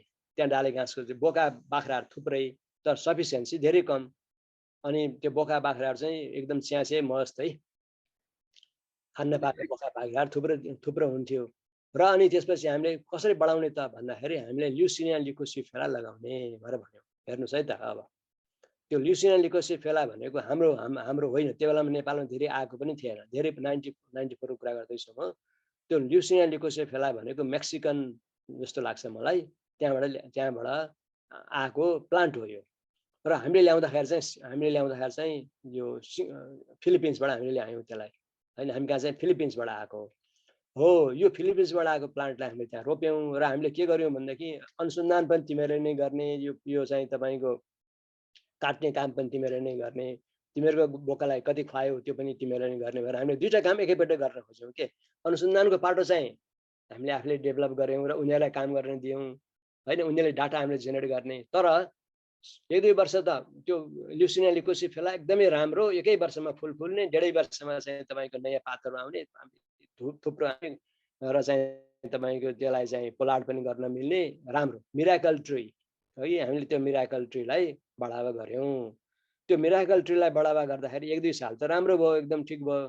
त्यसपछि के भयो भन्नुलाई भनेदेखि त्यहाँ सिलिड भन्ने एउटा पेस्ट आयो हैन, आयो। त्यो सिलिड भन्ने पेस्टले चाहिँ त्यसलाई खान थाल्यो, स्लोली अनि ग्रेजुअली खान थाल्यो। त्यहाँको मान्छेले अब छटपटाए, ओहो यो त बर्बाद हुन थाल्यो भनेर भन्न थाल्यो। अब टम एरेन्टले हरूले पनि के गर्न थाल्यो भन्नु होला भने ओहो यो त बर्बाद हुन थाल्यो भनेर चाहिँ एउटा बग हुन्छ नि, किरा, ठुलो किरा, त्यो बगलाई चाहिँ थाइल्यान्डबाट चाहिँ ल्याइयो र चाहिँ त्यहाँ राखियो। बगले के गर्यो भन्नु होला भने त्यसले चाहिँ त्यो सिलिड त खायो, सब सर्वनाश गरिहाल्यो त्यसलाई त। अब उसले त खान नपाएर त्यो त भूत ल्याए जस्तो भयो। त्यो भूतले हाम्रो अरू चाहिँ प्लान्ट पनि खान थाले र चाहिँ अब बर्बाद हुन थाल्यो भनेर चाहिँ त्यहाँको मान्छेहरूले चाहिँ यो तपाईँको यो चाहिँ यो बेकारको चाहिँ सामान ल्याउनु भएर हामीलाई दुःख दिनुभयो भनेर साह्रै चाहिँ अलिकति दुःख मनाउ गर्नुभयो। हामीलाई पनि दुःख लाग्यो। किन भन्नुलाई भने हामीले त्यसलाई अलिकति टेस्ट गरेर गरे भए त्यस्तो हुन्थेन होला है। र चाहिँ उहाँहरूको चाहिँ एक किसिमको क्रपै फेलियर जस्तो हुन थाल्यो र उहाँहरू अलिकति हरास हुनुभयो। र त्यो ठाउँ पनि हामीले रिसर्च गर्न पनि हामीले अब 2 पटक सोच्नु पर्ने भयो। अब मैले फेरि तपाईँ कथालाई कहाँ लाग्नु जोड्न खोजे भने यही फुड सफिसियन्सी, मान्छेले खाने फुड सफिसियन्सी हो भने कि लाइभ स्टकले खाने फुड सफिसियन्सी पनि हामीलाई त्यस्तो समस्याहरू पर्यो। त्यसै कारणले हामीले अघि बहिनीले भन्नुभएको जस्तै, हाम्रो अनिसा बहिनीले भन्नुभएको जस्तै हामी हतारपत्र हाइब्रिडले चाहिँ दिन्छ, हाइब्रिडमा छौँ भनेर चाहिँ फुड सफिसियन्सीमा हाइब्रिडले गर्छ भनेर चाहिँ कुरा गर्नलाई अलिकति हामी चाहिँ अलिकति होस पुर्याउनु पर्छ कि भन्ने मेरो सोचाइ हो। ल मैले यति भनेर तपाईँहरू केही छैन भने अलिकति 5-7 मिनटलाई ब्रेक गरौँ। हुन्छ सर है त। ल अब अहिले कति बज्यो भन्नुहोस् त? 8:28 भयो अहिले ठ्याक्कै। 8:28 भयो। 8:28 8:35 मा हामी त है। हुन्छ सर।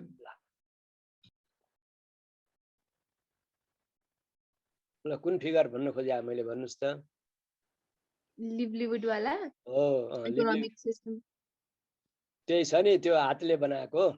हजुर सर, हिल्सहरुमा भएको के छ, तराईमा के छ भनेर। तराईमा कस्तो हैन, त्यसपछि पहाडमा कस्तो भन्ने हो। यसैमा हाम्रो ध्यान त्यसैमा हुनुपर्छ के। किनभनेदेखि नेपालमा 5 वटा हाम्रो फिजियोग्राफिक जोन छ है। त्यो फिजियोग्राफिक जोन भनेको तराई, त्यसपछि आएर Shivalik, middle mountain, high mountain, high हिमाल भन्ने छ। हाई हिमालमा त हामी त्यति काम गर्दैनौँ। तथापि अरू हाई हिमालमा पनि खर्क सर्कहरू हुन्छन्। त्यो चाहिँ तपाईँको स्नो लाइन भन्दा स्नो क्याप माउन्टेनहरू भन्दा तलतिरको कुरा गरौँ। त्यस्तो हिसाब हो भने हाम्रो त्यो हरेकलाई चाहिँ टुक्रा टुक्रा गरेर हामीले हेर्ने हो भने हाम्रो रुरल लाइभलीहुड एग्रोफरेस्टबाट कसरी गर्न सक्छौँ त भन्ने हिसाब मैले राख्न खोजेको। एउटा चाहिँ तपाईँको इकोनोमिक भ्यालु एडिसन हामी गर्न सक्छौँ भनेर भन्न खोजेको हो हैन।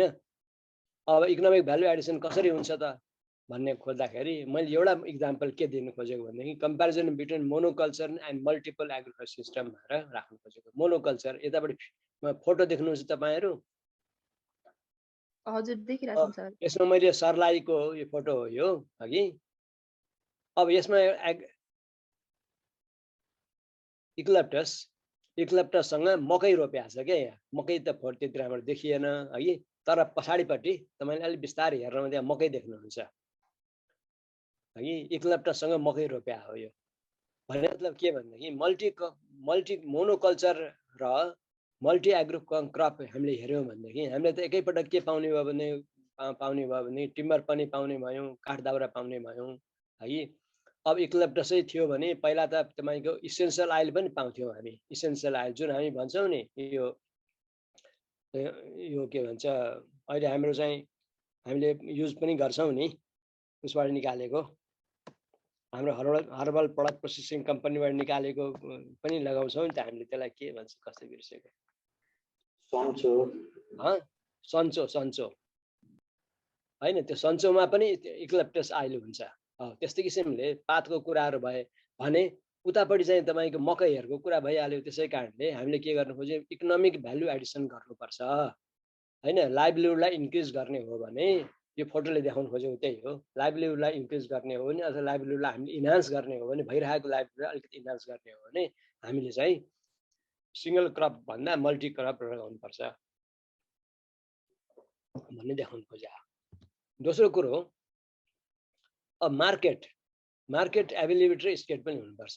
एग्रो फरेस्ट्री अहिले त हामीले कुरा गऱ्यौँ थुप्रै अब हाम्रो चाहिँ लसुन आयो होइन। नालमा भन्ने ठाउँमा लसुनलाई मार्केट पनि त्यहाँ छ होइन। So far so good. तर मार्केट नभए पनि के हुन्थ्यो त? मार्केट नभए भन्ने भए त्यो त्यसको पैसा धेरै कमाउँथ्यो र हामी त्यति इन्करेज हुने थिएनौँ भन्ने कुरा गर्यो। अनि यो चाहिँ मैले उसको राखेको यो टिमुरको फोटो राखेको हो। यो चाहिँ तपाईँको मार्केट एबिलिटी मात्रै भएर पनि हुँदैन, त्यसको स्केल पनि हेर्नुपर्छ। एउटा बोटबाट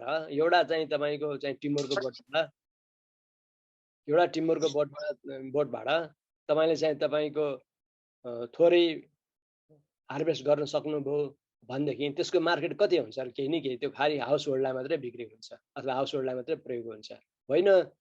त्यहाँबाट चाहिँ थुप्रो आउने छ, स्केल चाहिँ थुप्रो हुने भयो भनेदेखि सायद चाहिँ अनि मार्केटले पनि उल्लिन्छ, मार्केटले पनि एउटा चाहिँ गति लिन्छ भन्ने कुराहरू चाहिँ मैले देखाउन खोजेको। यहाँ चाहिँ मैले आफैले गरे होइन, यो high value agriculture product research in Salyan डिस्ट्रिक्टबाट मैले लिएको होइन। यहाँ चाहिँ तपाईँको यो टिमुर चाहिँ पर रोपनीमा चाहिँ कति 100 किलो आउँदो रहेछ र चाहिँ फ्रुट चाहिँ 4 किलो आउँदो रहेछ र ड्राई फ्रुट चाहिँ 2 किलो हुँदो रहेछ भनेर राखेको छ। अब यस्तो किसिमको मार्केट छ भनेदेखि 100 किलो आउने छ भनेदेखि त अलिकति मार्केट त त्यसले पाउने भयो पर रोपनी। त्यस्तो रोपनी 8-10 रोपनी छ भनेदेखि त 100 मल्टिप्लाई बाई 8-10 हुने भयो होइन। तर हामी कहाँ त्यस्तो छैन। हामी कहाँ के छ भन्नु होला भनेदेखि टिमुरको बोट एउटा होइन, खुर्सानीको बोट 2टा, धनियाँको बोट 4वटा अनि ब्रिन्जालको बोट 6वटा होइन। त्यसपछि आएर चाहिँ पूर्वमा भएको खण्डमा चाहिँ तपाईँको त्यो बिटल नटको बोट 2टा। त्यस्तोले चाहिँ तपाईँको एग्रो फरेस्ट्री डेभलप हुँदैन। किनभनेदेखि स्केल मार्केटको लागि स्केल चाहिन्छ। जति धेरै स्केल भयो उति चाहिँ त्यसले मार्केटलाई बढावा दिन्छ। म एउटा इक्जाम्पल दिन्छु तपाईँहरूलाई। यो धेरै पहिलाको कुरा हो। म थाइल्यान्डमा एकपल्ट हेर्न गएको थिएँ। त्यहाँ के हेर्न गएको थिएँ भनेदेखि मार्केट चाहिँ तपाईँको लिङ्केज कसरी गर्दो रहेछ, कसरी मार्केट डेभलप गर्दो रहेछ भनेर हेर्न गएको। यो हाम्रो जुजुबा भन्छ नि, बयर छ नि, बयर देख्नु भएको छ नि तपाईँहरूले? हजुर सर। हो त्यो बयरको चाहिँ तपाईँको त्यो थाइल्यान्डमा अलिकति रुरल एरियाहरूमा के गर्दो रहेछ भन्नु होला भने बयरको रुखहरू नदीको किनारतिर जहाँ चाहिँ अलिकति बलौटे माटो हुन्छ त्यहाँ 100औं हेक्टर मेरो विचार आँखाले देखिनसम्म चाहिँ बयर होइन, बयरको रुखहरू। अब त्यसो भएपछि के भयो भन्नु होला भने त्यो बयरबाट थुप्रै प्रडक्टहरू आउने, बयर प्रड्युस हुने भयो र त्यसले त्यो मार्केटको चाहिँ स्केल कस्तो हुने भयो भन्नु होला भने त्यसले जाम बनाउने, जेली बनाउने, त्यसपछि आएर त्यहाँको मान्छेहरूलाई चाहिँ बयरको यो नर्सरी बनाउनेदेखि लिएर अनि त्यसपछि यसलाई कसरी कल्टिभेसन गर्ने भनेर त्यहाँ सिल्भिकल्चरको कुराहरू पनि थुप्रै देखियो। भनेपछि यसले के गर्यो भन्नु होला भने यसले एकअर्कालाई समातेर एकअर्कालाईको चाहिँ तपाईँको लाई इन्हान्स गरेर त्यो त बयरकै ठुलो मार्केट देखियो हो। त्यस्तो चाहिँ नेपालमा धेरै कम छ, हामीले गर्न सकेका छैनौँ भन्ने कुरा मैले राख्न खोजेँ। तर स्केल अफ मार्केट पनि हुनु पर्यो, थोरैले हुँदैन र मार्केट एबिलिटी पनि हुनु पर्यो भनेर देखाउन खोजे होइन। यस्तै गर्न खोजे मैले यसमा पनि देखाउनु मार्केट एबिलिटी एन्ड स्केल होइन। Most agroforestry products are seasonal होइन, दे हेभ लिमिटेड मार्केट। यतापट्टिको तरुल मैले फोटो राखेको, कालीमाटीको बजारमा गएर तरुलको फोटो खिचाएको मैले। यो तरुल चाहिँ हामीसँग छ बुझ्नु भएन के हामी सबै खान्छौँ अब माघ महिना आउन लाग्यो तरुल हामी खान्छौँ तर यो त सिजनल हो अघि अब 5 किलो 6 किलो 10 किलो त केही हुँदैन नि त एउटा घरलाई हिजोको भन्दा आज पैसा अलि बढी आउला तर यसले त्यस्तोले केही हुँदैन भनेर खोजेको त्यस्तै किसिमले production is not much only subsistence level अब यो चाहिँ तपाईँ यो के को बोट हो तपाईँ देख्न सक्नुहुन्छ ल एकल चिन्नुस् त यो के को बोट हो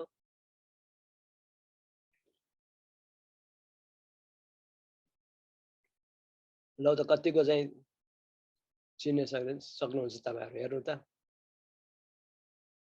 ल जसवालजी तपाईले देखेकै छैन मलाई बोट ल भइहाल्यो अनि हाम्रो बिडारीले देख्नु भयो होला देखाए भए सर यो अगाडिपट्टिको पात देख्न पाएको भए हुन्थ्यो थाहा भयो मलाई नि ल त तपाईलाई थाहा नभएपछि ल कोइरालाजी देखाए होला ल भन्नुस् सुलभजी चिउरीको बिहा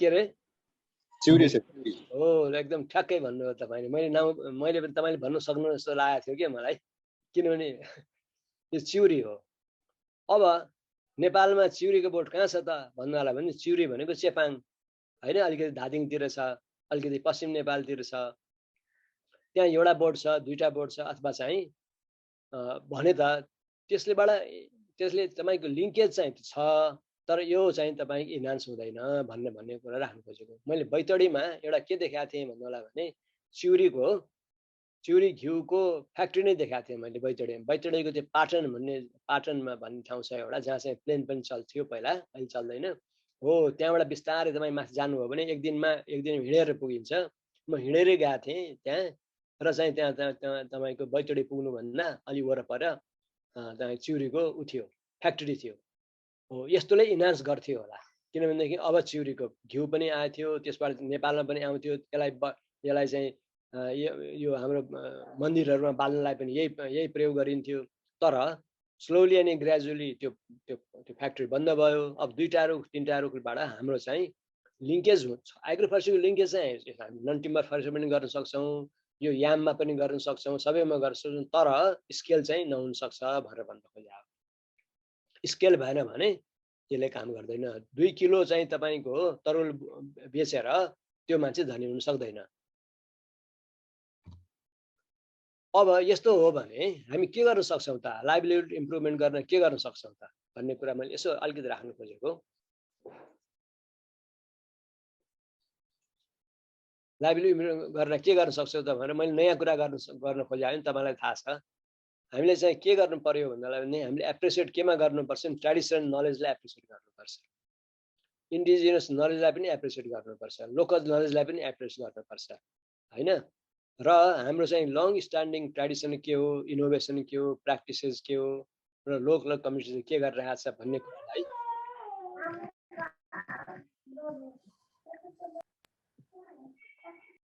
ल भन्नुस् त भाइ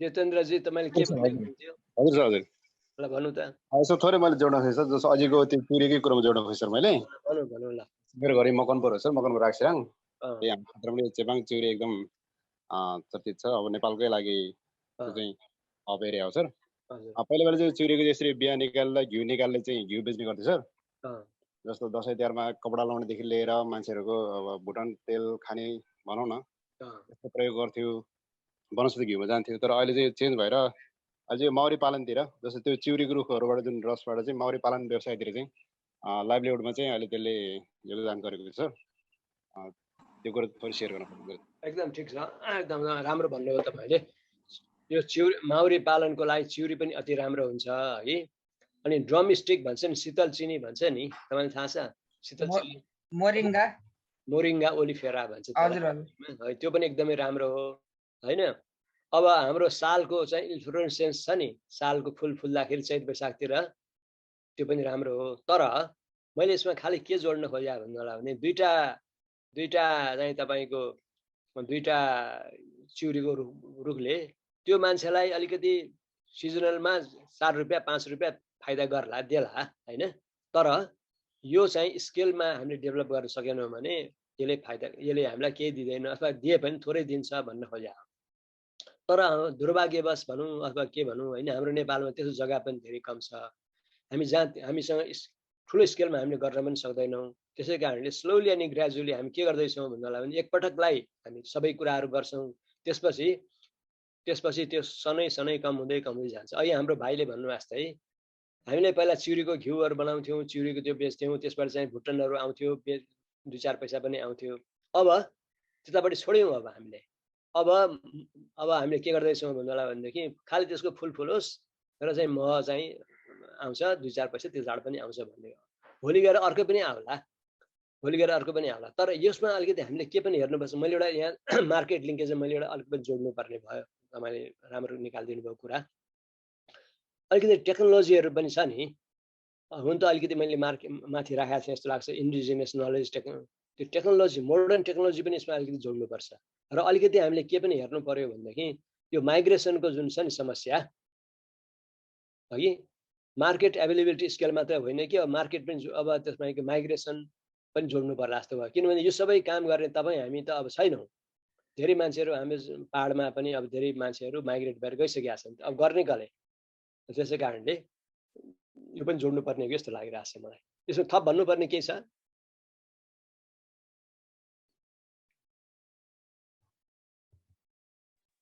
छैन सर, ल है अब अगाडि बढौँ होला। अगाडि बढौँ है। अब मैले के भने भन्दाखेरि हाम्रो थुप्रै नलेजहरू छन् कि हामीसँग, traditional knowledge, indigenous knowledge, local knowledge, यिनीहरूलाई हामीले चाहिँ अगाडि राख्नुपर्छ भन्ने कुरा गऱ्यो। अब ट्रेडिसनल नलेज भने कस्तो हो, इन्डिजिनियस नलेज भने कस्तो हो, लोकल नलेज भने कस्तो हो भनेदेखि हामीले चाहिँ तपाईँको यसलाई आइडेन्टिफाई गर्नुपर्छ, हामीले हेर्नु पनि पर्छ होइन। जस्तै अब अनि त्यसलाई चाहिँ हाम्रो अलिकति उखानहरूमा टुक्काहरूमा भएको कुराहरूलाईदेखि लिएर हामीले व्यवहारमा गरेका कुराहरूलाई पनि हामीले राख्नु सक्नुपर्छ। जस्तै मलाई तपाईँलाई यो अलिकति विषयान्तर त हुने भयो, तैपनि मलाई तत्काल मनमा आएको कुरा तपाईँलाई राखिहालौँ। हाम्रो पोभर भन्छ नि, हाम्रो पोभर भने के हो? प्रभाव भनेको भनाइ होइन हो। त्यो चाहिँ मैले चाहिँ एउटा सालकोमा राखिहालौँ, सालको रूपमा राखिहालौँ। यसमा मिल्दैन, तैपनि भन्न खोजेको कुरा त्यही हो। सालको रूपमा के हुन्छ भन्नुलाई भने 100 वर्ष खडा, 100 वर्ष लडा, 100 वर्ष पढा भन्दो रहेछ के। भने मतलब सालको रुख त्यति स्ट्रङ हुन्छ जुन चाहिँ 100 वर्षमा चाहिँ स्ट्यान्डिङमा पनि 100 वर्ष रहन्छ। काटिसकेपछि त्यो 100 वर्ष पढा भन्ने भयो होइन। 100 वर्ष खडा, 100 वर्ष पढा, 100 वर्ष लडा भनेपछि 300 वर्ष हुने भयो त्यो अघि। त्यसै कारणले सालको चाहिँ रोटेसनल पिरियड चाहिँ 150 वर्ष राख्नुमा खराब होइन होइन। 150 वर्षमा त्यो मजाकै हुने रहेछ। त्यसै कारण एक सालको रोटेसन 150 वर्ष भनेर हो। सोही प्रकारको हाम्रो यहाँ चाहिँ तपाईको हाम्रो यो एग्रो फरेस्ट्री पनि यस्तो लोकल नलेजहरू के छ भने हामीले राख्न मिल्छ भन्ने कुरा मैले राख्नु खोजेँ। अलिकति अब लाइभलीहुड एसेट के हुन सक्छ त भन्ने कुरा चाहिँ मैले यो एकपल्ट बैतडीमा धेरै पहिलाको कुरा, बैतडी होइन डडेलधुरा धनगढीमा एउटा चाहिँ यो लाइभलीहुड सम्बन्धी एग्रो फरेस्ट्रीको सानो सेमिनार थियो अघि, त्यहीँबाट मैले निकालेको हो। र लाइभलीहुड एसेट के हुन्छ त भन्ने कुरा चाहिँ यहाँ यसो राख्नु खोजेको। अब पहिला कुरा चाहिँ त के भन्नु होला भनेदेखि नेचुरल क्यापिटल हुने भयो, त्यसपछि ह्युमन क्यापिटल हुने भयो, सोसियल क्यापिटल हुने भयो, फिजिकल क्यापिटल हुने भयो र फाइनेन्सियल क्यापिटल हुने भयो। यिनीहरू चाहिँ लाइभलीहुड एसेट भनेर भन्छौँ। अब हाम्रो दुईटा रुख थियो त्यो चिउरीको भने पनि हाम्रो के हुने भयो त त्यो भन्नु होला भनेदेखि त्यो के को क्यापिटल हुने भयो भन्नु होला भने यो सबै कुराहरूमा त्यसमा चाहिँ आउँछ। अलिअलि नेचुरल क्यापिटल तपाईँको त्यो हुने भयो अलिकति हाम्रो चाहिँ फिजिकल क्यापिटल पनि त्यसमा चाहिँ छ, हामी ट्रान्सपोर्ट गर्नुपर्ने हुन्छ। त्यसपछि सोसियल क्यापिटल पनि त्यसैमा आउँछ होइन। र अनि त्यसपछि अब हाम्रो नलेजहरू हामी कसरी युज गरिरहेछौँ, त्यसबाट तेल कसरी निकाल्छौँ, त्यसलाई हामी कहिले हार्भेस्ट गर्छौँ भन्ने कुराहरू अलिकति आउला।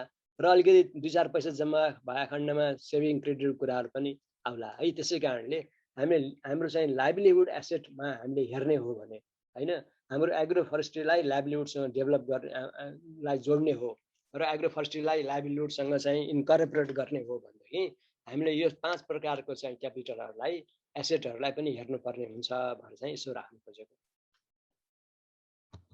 यो सबै थ्योरीहरू यिनीहरू हो फेरि है। अब यही थ्योरीहरूमा हामीले कसरी कम्बाइन गर्न सक्छौँ त? अहिले मैले तपाईँलाई के भन्ने होला भने एग्रो फरेस्ट्रीलाई चाहिँ अलिकति प्रमोट गर्नु पर्यो। एग्रो फरेस्ट्रीलाई चाहिँ एप्रोप्रिएट प्र्याक्टिसमा लाग्नुलाई हामीलाई के चाहिन्छ भनेदेखि ट्रेडिसनल नलेज चाहियो, इन्डिजिनियस नलेज चाहियो, लोकल नलेज चाहियो भनेर अघि मैले भने। अब यो नलेजहरूलाई हामी कसरी चाहिँ व्यवहारमा ल्याउँछौँ त भन्ने कुरालाई राख्नु खोजेको। इथोनो इकोलोजिकल प्रिन्सिपललाई पनि हामीले हेर्नुपर्छ, एग्रो इकोलोजिकल प्रिन्सिपललाई पनि हामीले हेर्नुपर्छ। त्यसपछि आएर हामीले सबै हेर्नुपर्ने के भनेदेखि agro ecology of manage farming system. हाम्रो फार्मिङ सिस्टममा हामीले हेर्नुपर्ने कुराहरू के हो? जस्तै भनौँ अब अघि पनि हामीले कुरा आयो enhance food self sufficiency and sustainability हैन, एउटा कुरा भयो। त्यसपछि आएर increase adaptability to environmental and climate स्ट्रेसको कुरा आयो है। अनि रिस्क एभर्सनको कुराहरू आए, फ्रम पेस्ट एन्ड डिजिजको कुरा गऱ्यो। त्यसपछि survival under condition of economic uncertainty कुरा आयो है। अब यिनीहरू मध्येमा हामीले अघि के कुरा गऱ्यौँ भने रिस्कको कुरा पनि गऱ्यौँ, इन्भाइरोमेन्टल कुरा पनि गऱ्यौँ, फुड सस्टेनेबिलिटीको कुराहरू गऱ्यौँ हैन।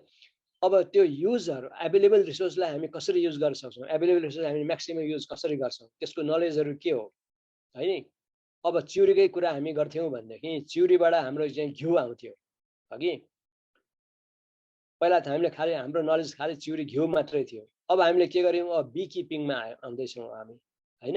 अब भोलि गएर के आउन सक्ला है, त्यसलाई पनि हामीले हेर्नुपर्ने हुन्छ। भोलि गएर रुखहरू अल्टिमेटली बुढा भए खण्डमा त्यो रुखबाट चाहिँ तपाईँको घरायसी यो चाहिँ के चिज बन्छन् कि त्यतापट्टि पनि हुन सक्ला।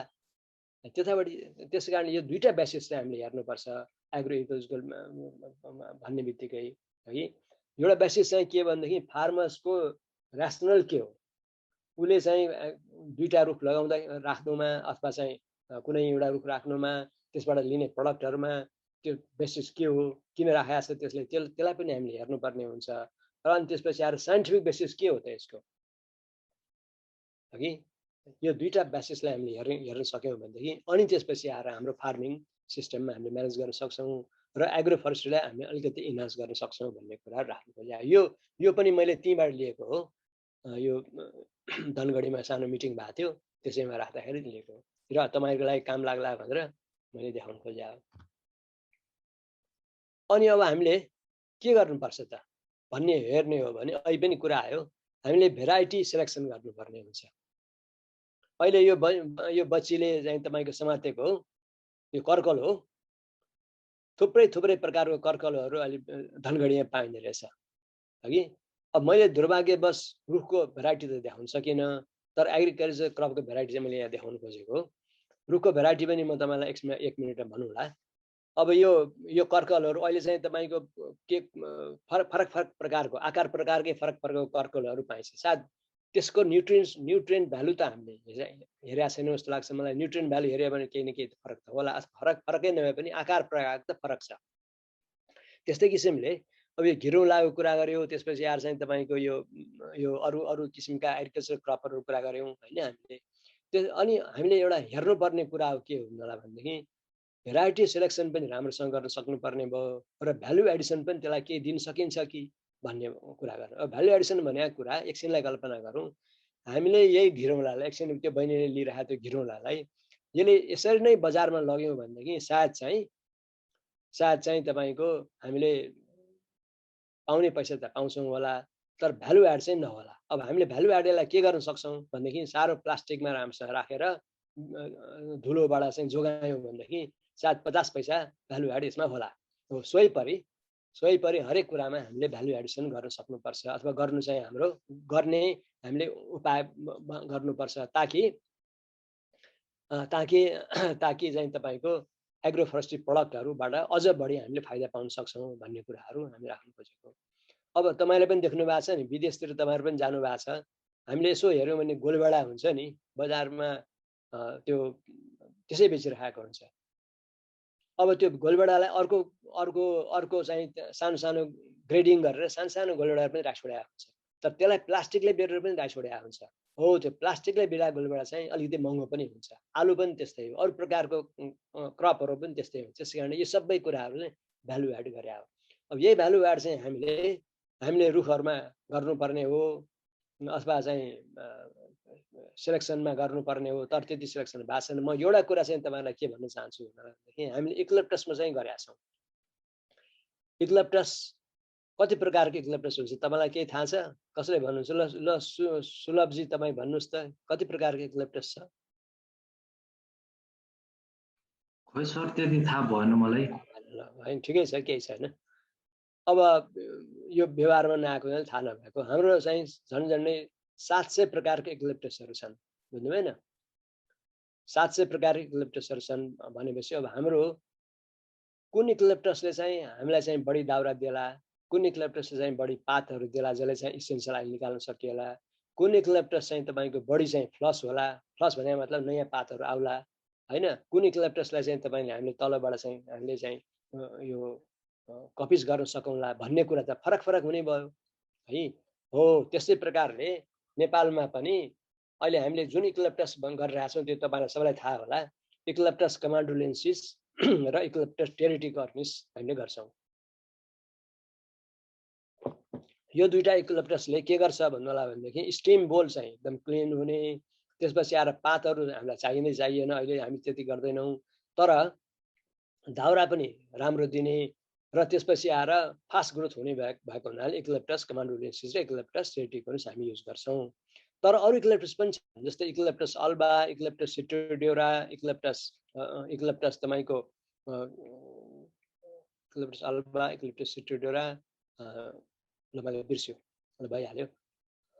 यिनीहरु इक्लिप्टसहरु पनि छन् तर हाम्रो अब्जेक्टिभ के हो? हाम्रो अब्जेक्टिभ चाहिँ पात लिने हो भने मेरो विचारमा इक्लिप्टस सिटोडियोरा दि बेस्ट है। त्यस्तै किसिमले इक्लिप्टस को पातैबाट चाहिँ हेर्ने हो भने अर्को बेस्ट चाहिँ के भनेदेखि इक्लिप्टस अल्बा जसको चाहिँ ठुलो पात हुन्छ हैन। र होइन हामीलाई स्टिम फर्म राम्रो एकदम सुलुक्क परेको दाउरा चाहिँ आउने भयो भने इक्लिप्टस टेरिटिकर्निस पनि राम्रै हुन्छ र इक्लिप्टस कमान्डुलेन्सिस त बेस्टै भयो। हो सोही प्रकारले हामीले एग्रो फरेस्ट्रीमा हेर्ने हो भने भेराइटी सिलेक्सनमा पनि हामी जानुपर्छ भनेर भन्न खोजेको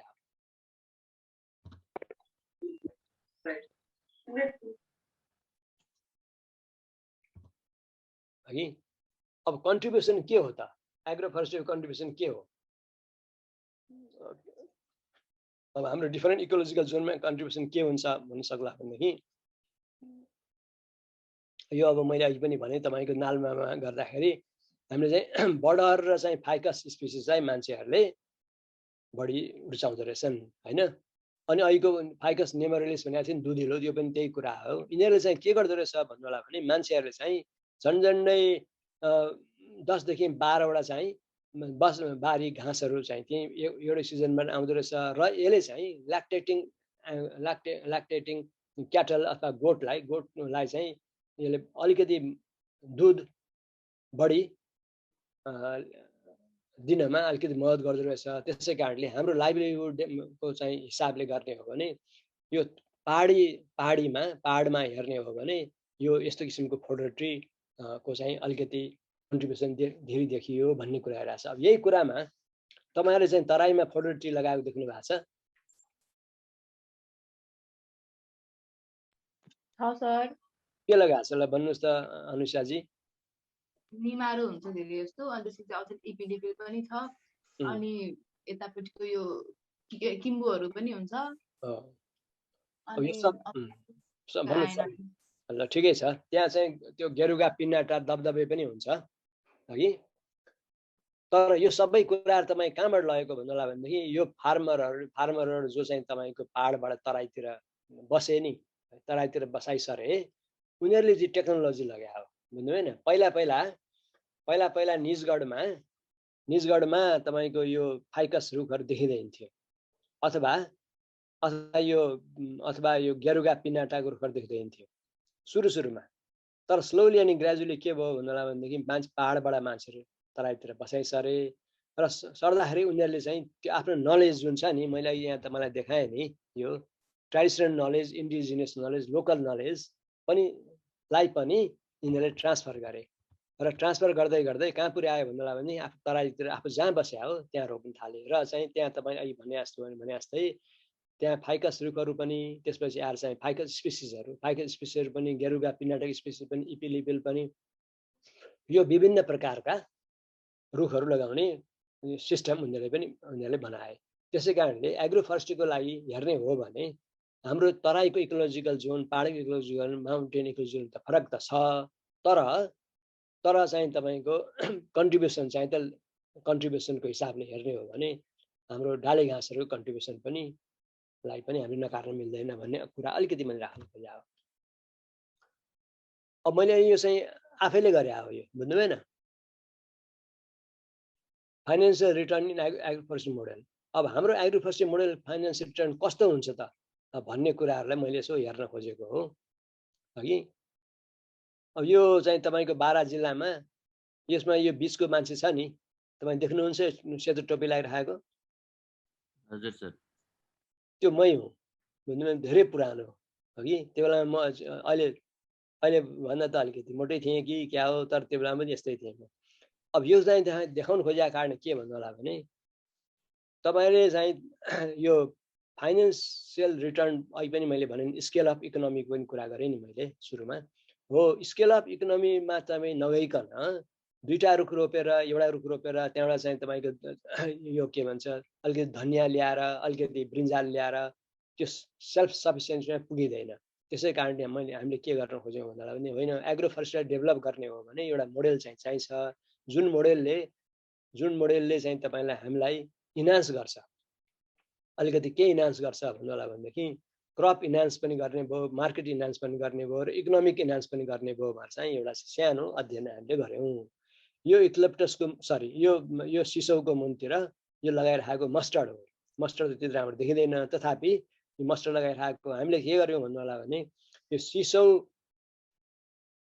नर्मल्ली हामीले 2.5 बाई 2.5 मिटरमा रोप्थ्यौँ, यहाँ चाहिँ बढिरहेको छ।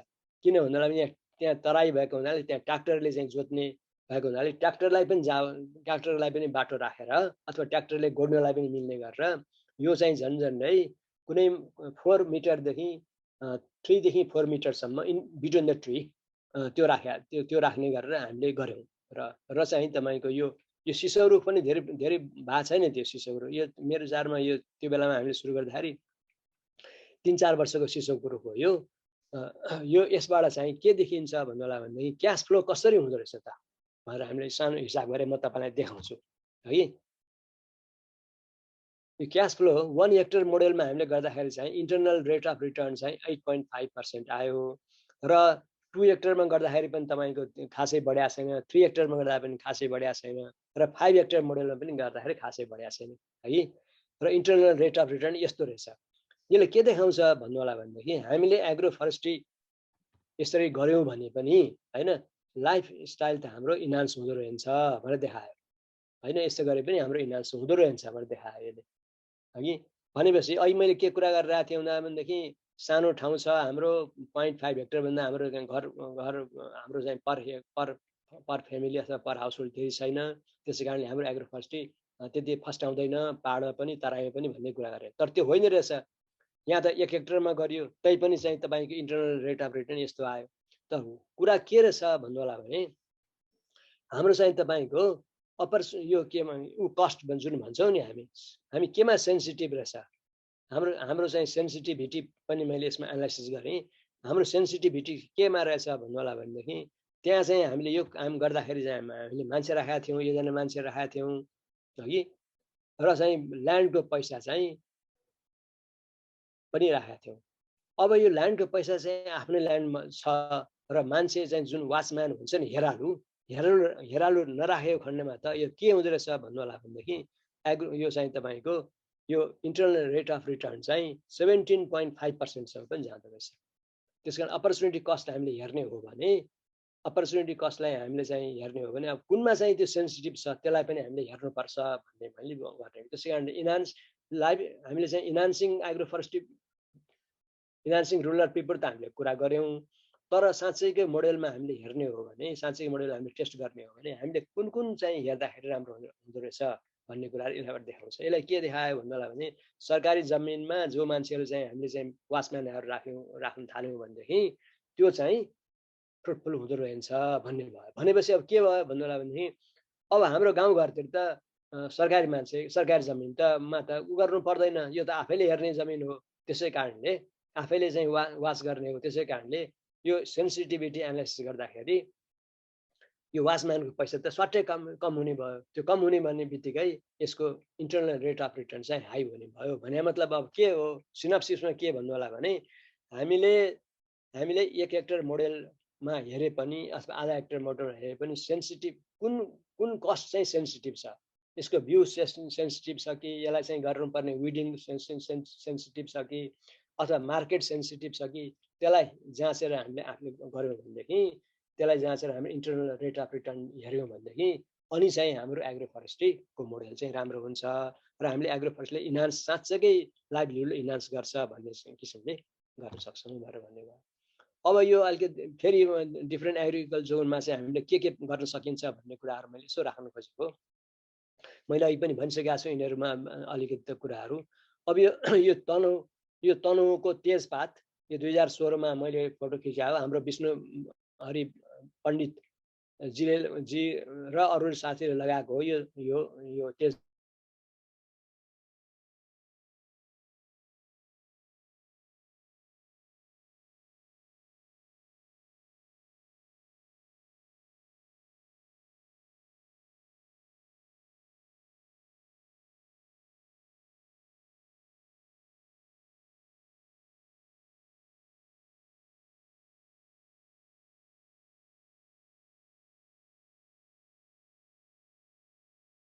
यस्तो चाहिँ तपाईको रामसिंहमा पाउनुहुन्छ भनेदेखि यतापट्टि स्याफ्रोमा चाहिँ 8.64% चाहिँ सिडलिङमा बेच्दाखेरि र चाहिँ तपाईको होल प्लान्ट बेच्दाखेरि 86.32% चाहिँ यसरी पाउनु रहेछ। भनेपछि भेजिटेबल लगाउनु भन्दा त यो सिराइतो लगाउनु त आकाश जमिनको फरक पर्यो हैन र।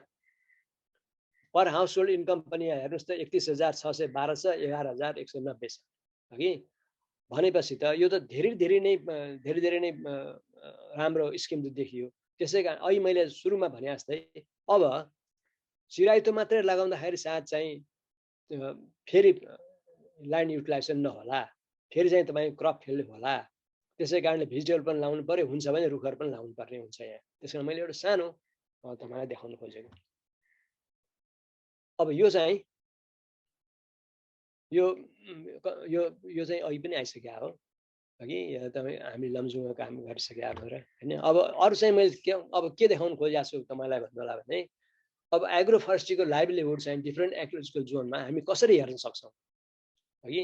के हाम्रो चाहिँ त्यस्ता सिस्टमहरू होलान् अथवा त्यस्ता प्र्याक्टिसेसहरू होलान् जसले चाहिँ हाम्रो एग्रो फरेस्ट्रीले चाहिँ लाइभलीहुडमा चाहिँ इन्हान्स गर्ला, प्रोडक्सन गर्ला भनेर भनेको। एउटा चाहिँ त तपाईँको यो चाहिँ तपाईँको फोडर क्रप भयो है।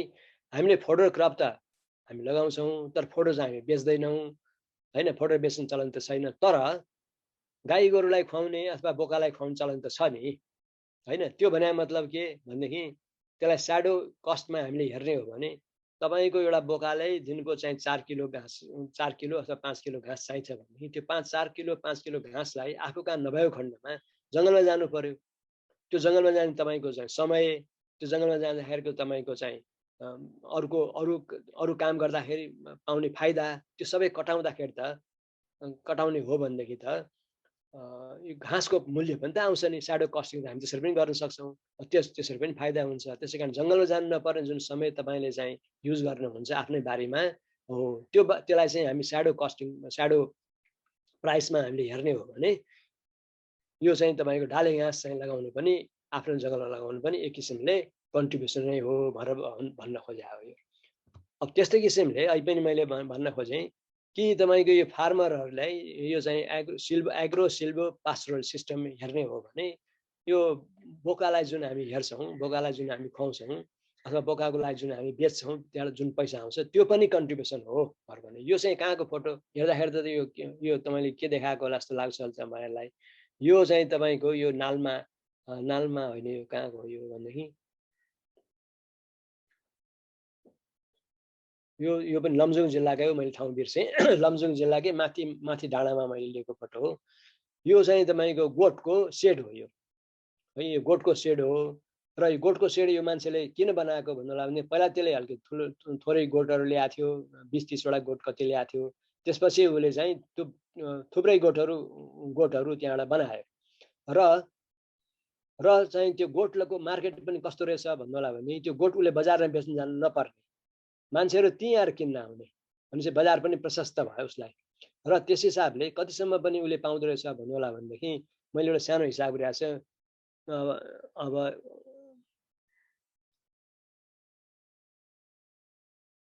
मान्छे पनि उसले राखेको रहेछ, 2 जना मान्छे पनि राखेको है त्यो गोठ हेर्नलाई अथवा गोठको स्याहार सुसार गर्नलाई।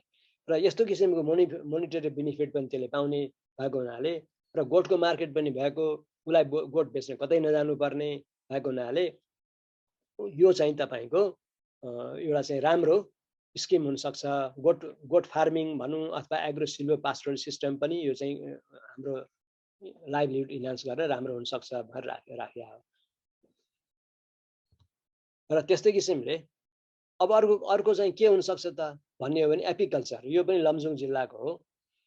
यो चाहिँ लमजुङ जिल्लामा एपिकल्चर पनि एउटा किसिमले नयाँ त्यो बेलामा सुरु भएको थियो। यो चाहिँ 2014 को डाटा हो है, अहिले त हामी 2021 भइसकेका छौँ। अहिले त थुप्रै ठाउँमा यस्तो गरेको छ, तर सुरुमा त्यत्रै गरे हुनाले त्यसैको सिको पनि हुनसक्ला। अहिले हामी तराईतिर पनि थुप्रै गर्छौँ। मान्छेहरूले त अहिले किसिमले यो थुप्रै पैसा लगानी गरेर पनि गर्दैछन्। र यो चाहिँ के देखियो भन्नु होला भन्ने यसमा यसले बी हाइभ्स पनि बेच्ने, अनि त्यसपछि त्यो ऊ पनि हनी पनि बेच्ने गर्दो रहेछ। र यो पनि एउटा राम्रो कन्ट्रिब्युसन हुन्छ र राम्रो कन्ट्रिब्युसन हुन सक्ने सम्भावना भएको एग्रोफरेस्ट्रीको एउटा चाहिँ सब सिस्टम हो भनेर चाहिँ एउटा देखाउनु खोजेको है। अब अर्को एउटा के हुन्छ सक्छ भनेदेखि यो ट्याक्सस बकाटा लाउड सल्लो छ नि, उत्तिसको रुखमुनतिर लगाउने चलन रहेछ यो है। र यो के रहेछ भन्नुलाई यो ट्याक्सस बकाटा भनेको हाम्रो क्यान्सरको छ नि, क्यान्सरको औषधिको लागि एकदम राम्रो हुन्छ भनेर चाहिँ रहेछ। र यो चाहिँ तपाईँको यो हाम्रो डाबरले दिएको रहेछ यिनीहरूलाई, डाबरले दिएको। र यिनीहरू डाबरले चाहिँ सित्ताइदिने र उनीहरूले आफ्नो घरबारीमा अब जुन ठाउँमा छ त्यहाँ रोप्ने गर्दो रहेछन्। र 5 वर्षपछि यसको पात पनि काट्ने, र 5 वर्षपछि पात काटेर अनि त्यो पात पनि डाबरलाई नै बेच्ने, त्यस्तो किसिमको बाई ग्यारेन्टी पनि तिनीहरूले गरेका छन्। अब अलिकति हामीले हेर्नुपर्ने कुरा के छ भन्नुलाई भने 5 वर्षपछि यसको पात कति आयो हैन, त्यसबाट हामीले कति पैसा हामीले फाइदा गर्यौं र 5 वर्षसम्मलाई जोगाउनलाई हाम्रो कति पैसा लाग्यो भन्ने कुरा चाहिँ हामीले गर्यौं भनेदेखि अनि रियल कन्ट्रिब्युसन थाहा हुन्छ। अब अहिले त हामीले के भन्यौं भनेदेखि 5 वर्षमा जुन दुःख गर्यौं यसलाई हुर्कायौं बढायौं हैन, त्यसको त हिसाब छैन हामीसँग, त्यसको त जिरो। अब अहिले चाहिँ यसलाई अलिकति 20-25 रुपैयाँ प्रति किलोमा बेच्ने अथवा 200-300 रुपैयाँ प्रति किलोमा बेच्ने बित्तिकै हामीले के भन्न थाल्यौं भनेदेखि ल मेरो 5 किलो चाहिँ बिक्री भयो, 200 रुपैयाँमा गयो, मैले चाहिँ तपाईको 1000 रुपैयाँ पाएँ, एउटा सानो बोटबाट 1000 रुपैयाँ पाएँ भन्ने मात्रै भयो। तर त्यो लङ्गडा हिसाब हुने भयो, किनभने 5 वर्षमा उसले जुन स्याहार्यो, 5 वर्षमा जुन उसले चाहिँ माटो हेर्यो हैन, अथवा 5 वर्षमा अर्को क्रप केही आउने थियो त्यतापट्टि पनि हामीले हेर्नुपर्छ। त्यो त अर्को पाटो भयो। तर मैले देखाउन खोजेको पाटो चाहिँ के भनेदेखि 2 पाटो देखाउन खोजेको मैले। एउटा चाहिँ कन्ट्रिब्युसन यसले डाइरेक्ट रूपमा गरिरहेको छ, अर्को त्योभन्दा पनि इन्डाइरेक्ट रूपमा कन्ट्रिब्युसन के गर्थ्यो कि भन्ने पनि हेर्न खोजेको। त्यस्तै किसिमले यो एग्रोफरेस्ट्रीको चौबासमा पनि यही भयो हैन। अब अहिलेलाई यहाँ चाहिँ यहाँ मैले बन्द गरौँ। तपाईहरुको केही जिज्ञासा छ भनेदेखि म चाहिँ त्यतापट्टि लाग्छु र बाँकी चाहिँ म भोलि गरौँला, कस्तो हुन्छ? हुन्छ सर। रमेश मगरजी तपाईँ भर्खर आउनु भएको छ, तपाईँ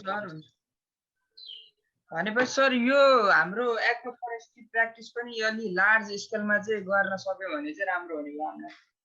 होइन त्यही हो, लार्ज स्केलमा गर्न सक्यो भने त एकदमै राम्रो हुन्छ। सानो एरियामा गरे भने चाहिँ अब जस्तै हामीले रुख लाउँछौँ, अलिअलि तरकारी रोप्छौँ, अलिअलि उलाउँछौँ, त्यो चाहिँ खासै इकोनोमिक चेन्ज चाहिँ ल्याउँदैन त्यसले सब्सिस्टेन्स चाहिँ हुन्छ, तपाईँ चाहिँ बाँच्नुहुन्छ हैन। आफ्नो हजुर हाउसहोल्ड पुस्टलाई चाहिँ हुने भयो खानालाई यताउता होइन तर चाहिँ त्यसैले चाहिँ ठ्याक्कै तपाईँलाई इन्हान्स गरिहाल्छ भन्ने कुरो चाहिँ अलिकति गाह्रै छ हजुर हजुर यो त चेन रियाक्सन हो के भाइ हजुर चेन रियाक्सन भने कस्तो भन्नुलाई मैले तपाईँलाई भने नि हाम्रो चेन रियाक्सन भने कस्तो भन्नुलाई भनेदेखि यो हाम्रो अहिले मैले चाहिँ एउटा बयरको कुरा गरेको थिएँ नि अघि हजुर अब सयौं एरिया भन्नुहोस् न 100 हेक्टर त नभनौँ अब 50-60 हेक्टरमै होला जस्तो लाग्छ मलाई त्यसले बयर लगाएको होइन अब त्यस्तो बयर लगाउँदाखेरि चाहिँ अब इकोनोमीको लागि चाहिँ कस्तो हुने भयो भनेदेखि त्यो इन्डस्ट्रियलिस्टवालाई त फाइदा हुने भयो बयर टिप्ने मान्छेहरू पनि त चाहियो नि त होइन बयर आफै त टिप्ने होइन बयर टिप्ने मान्छेहरूको पनि त इकोनोमी बढावा भयो नि त अब हगि बयर टिप्ने मान्छेको बढावा भयो बयरको नर्सरी राख्ने मान्छेको बढावा भयो यसले चाहिँ त्यो चेन रियाक्सन यसरी दिन्छ के होइन तपाईँको 2टा सुपारीको बोर्ड छ एउटा चाहिँ मेवाको बोर्ड छ एउटा चाहिँ कार्डाममको बोर्ड छ भने चाहिँ that is not going to help you हुन त यसले गर्छ होइन किनभनेदेखि तपाईँको तत्कालै चाहिँ कसले बेला चाहिँ चाहियो अचार खानलाई अब आफ्नै बारीमा ल्याउनु त सक्नु ल्याएर खानुभयो तर त्यसले चाहिँ तपाईँलाई हेल्प गर्दैन अब हाम्रो बाँसबाट जुन हाम्रो ऊ आउँछ नि यो के भन्छ मुना हामी खान्छौँ नि बाँसको होइन बाँसको तामा हामीले कसरी खान्छौँ कालीमेटीको बजारमा पनि तपाईँले गएर पनि देख्नुभयो होला अथवा अन्त्य पनि देख्नुभयो होला अर्को एउटा तरकारी पनि खान्छौँ हामी त्यो तरकारी पनि खाइन्छ त्यो त टुसाइ खाइन्छ अनि पछि ठुलो भएपछि पनि अमिल बनाएर खाइन्छ होइन अब त्यो कति हुन्छ भन्नुलाई पनि 10-12 रुपियाँ 20 रुपियाँ 25 रुपियाँको किनेर ल्याउने होइन त्यही खाने हो हामीले जस्तै यो एग्रो फरेस्ट्री प्र्याक्टिसले चाहिँ भनेपछि अलिक जग्गा जमिन हुनेलाई नै चाहिँ अलिकति राम्रो हुने हो एकदम जो चाहिँ अलिक पीडित छन् जसलाई चाहिँ अलिकति उसको लिभिङ स्ट्यान्डर्ड चाहिँ अलिकति अपलिफ्ट गर्नुपर्ने छ उनीहरूलाई चाहिँ अलिकति चाहिँ गाह्रै हुन्छ जस्तो लाग्यो प्र्याक्टिस यसो छ यसलाई दुई किसिमले हेर्नुपर्छ के हजुर हजुर दुई किसिमले कसरी हेर्नुपर्छ भने जो मान्छेको केही छँदै छैन हजुर जो मान्छेको केही छँदै छैन त्यसलाई चाहिँ एग्रो फरेस्टले के गर्ने भयो भन्नलाई भनेदेखि अलिकति भए पनि सप्लिमेन्ट गर्ने भयो होइन लाइभलीहुडलाई सप्लिमेन्ट गर्ने भयो केही किन्न सिन्नु परेन केही गर्नु परेन त्यहीँबाट चाहिँ उसको जीवन गुजारा त हुँदैन तर तरकारीको गुजारा हुने भयो हजुर होइन अलिकति कपडा सपडा गुजारा हुने भयो काठहरू बेच्ने पाउने भयो उसले अलिकति होइन दुधहरू बढी पाउने भयो दुधहरू बेच्न पायो त्यसले त्यसरी चल्ने भयो तर जसको चाहिँ ठुलो फर्महरू छ होइन जसले चाहिँ तपाईँको गर्न सक्छन् होइन अब एग्रो फरेस्ट्रीको विभिन्न इनोभेसन टेक्नोलोजीहरू लगाउन सक्छन् त्यो त इन्डस्ट्रीको रूपमा जाने भयो होइन त्यो त इन्डस्ट्रीको रूपमा जाने भयो नि मैले भर्खर तामाको कुरा गर्दै थिएँ यो तामा हामी के गर्छौँ भन्नुहोस् त बजारमा गएर अलिक अझै बढी किन्यो भने आधा किलो किन्छौँ होला तामा चाहिँ के तामा होइन आधा किलो किन्छौँ होला त्यो आधा किलो बेच्नेलाई कति फाइदा भयो होला होइन त्यसलाई त्यस्तो त फाइदा केही हुँदैन होला आधा किलो बेचिरहेको छ उसले 100 किलो बेच्न पाए कति फाइदा हुन्थ्यो होला धेरै हुन्थ्यो होला अब मैले चाहिँ तपाईँको चाइनाको ह्युनान प्रान्तमा एकपल्ट यही चाहिँ ब्याम्बो चाहिँ हेर्न जाने मौका मलाई मिलेको थियो ब्याम्बोको कल्टिभेसन कस्तो हुँदो रहेछ एग्रो फरेस्ट्री ब्याम्बो कस्तो हुँदो रहेछ भनेर हेर्ने मौका मिलाएको थियो त्यहाँ नेपालको एरिया कति भन्नुहोस् त 1,47,181 अहिले चाहिँ कति थपियो क्यारे अलिकति थपियो अलिकति बढ्यो होइन चुचे नक्साले गएर 500 हेक्टर जति कति बढाएको छ क्यारे होइन ल 1,47,181 500 नै थपिदिउँ 681 जति भयो अघि हो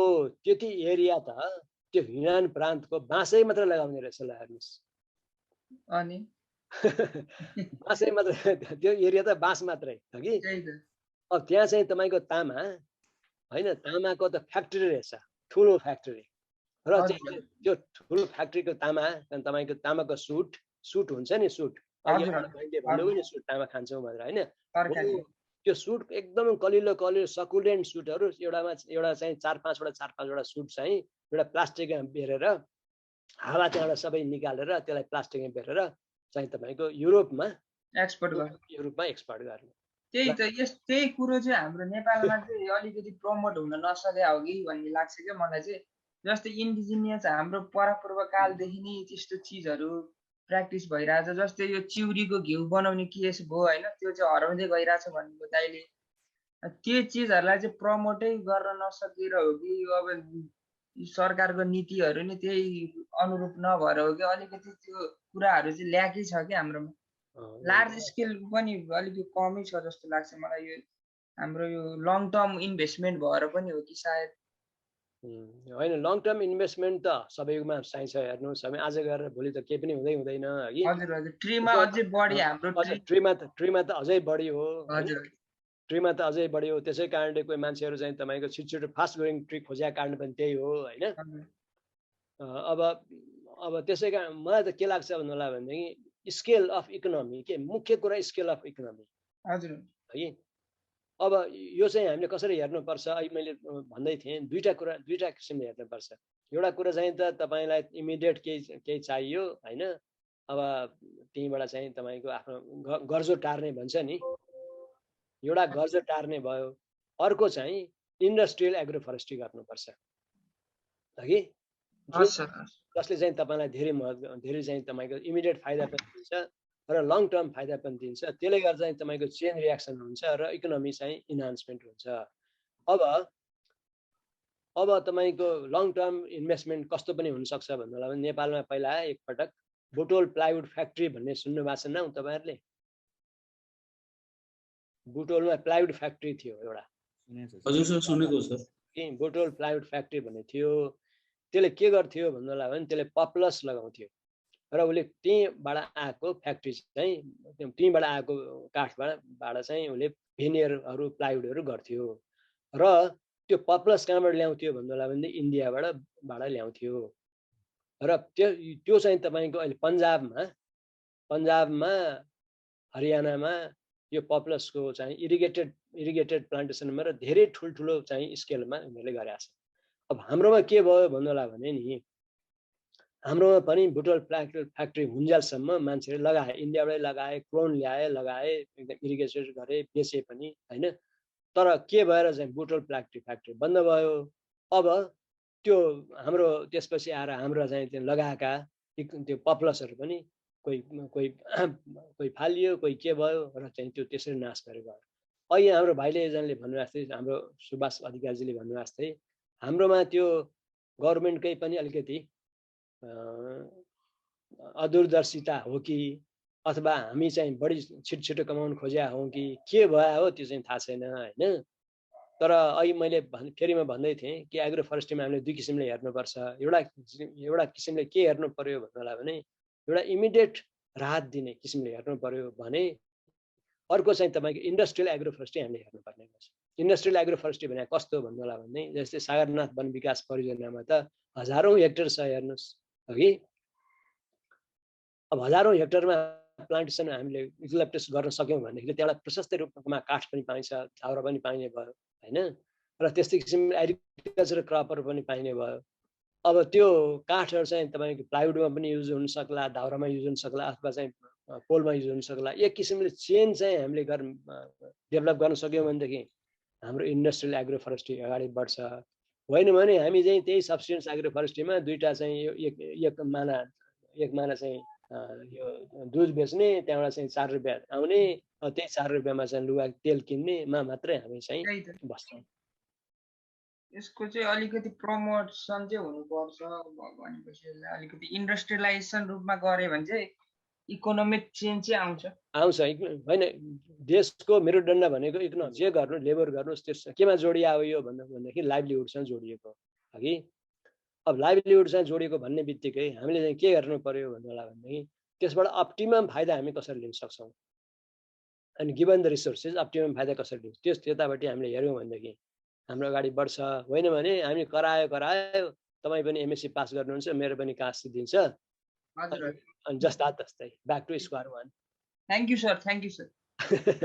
ल है त, हस् सर, ल भेटौँला है त। हस्, thank you, thank you sir. Thank you so much, sir. Thank you, sir. Have a good day. ल धन्यवाद है त।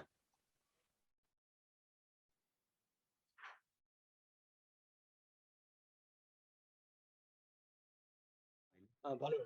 हामी अब एग्रो फरेस्ट्री गर्छौँ भनिरहेछौँ, इकोनोमिक अलिकति बुस्ट गर्ने भन्ने कुरा नि गर्दाखेरि यो एग्रो फरेस्ट्रीमा ट्री स्पेसिस चाहिँ हाई यिल्ड आउने, जस्तै मानौ स्यान्डलवुड, अगरवुड लगाएर अनि तल चाहिँ मेडिसिनल प्लान्टहरू, त्यो किसिमको इन्टिग्रेसन गराउन चाहिँ कतिको सम्भव छ, त्यसमा कतिको स्टडी भएको छ अथवा के गर्न सकिन्छ भन्ने कुरा छ, त्यसमा चाहिँ अलिकति भनिदिनु न। हेलो हजुर, यो चाहिँ फेरि दोहोऱ्याउनुहोस् त एकपटक। जस्तै अब ट्री स्पेसिसमा पनि हामी हाई भ्यालु ट्री स्पेसिस जस्तै अगरवुड अनि स्यान्डलवुड लगाउँ, अलिकति बढी टेक्निकलिटी चाहिँ त्यसमा थपौँ, अनि तलपट्टिको स्टोरीमा चाहिँ हाई भ्यालुको मेडिसिनल प्लान्टहरू, एग्रिकल्चर क्रपको साटमा मेडिसिनल प्लान्ट लगाउँ।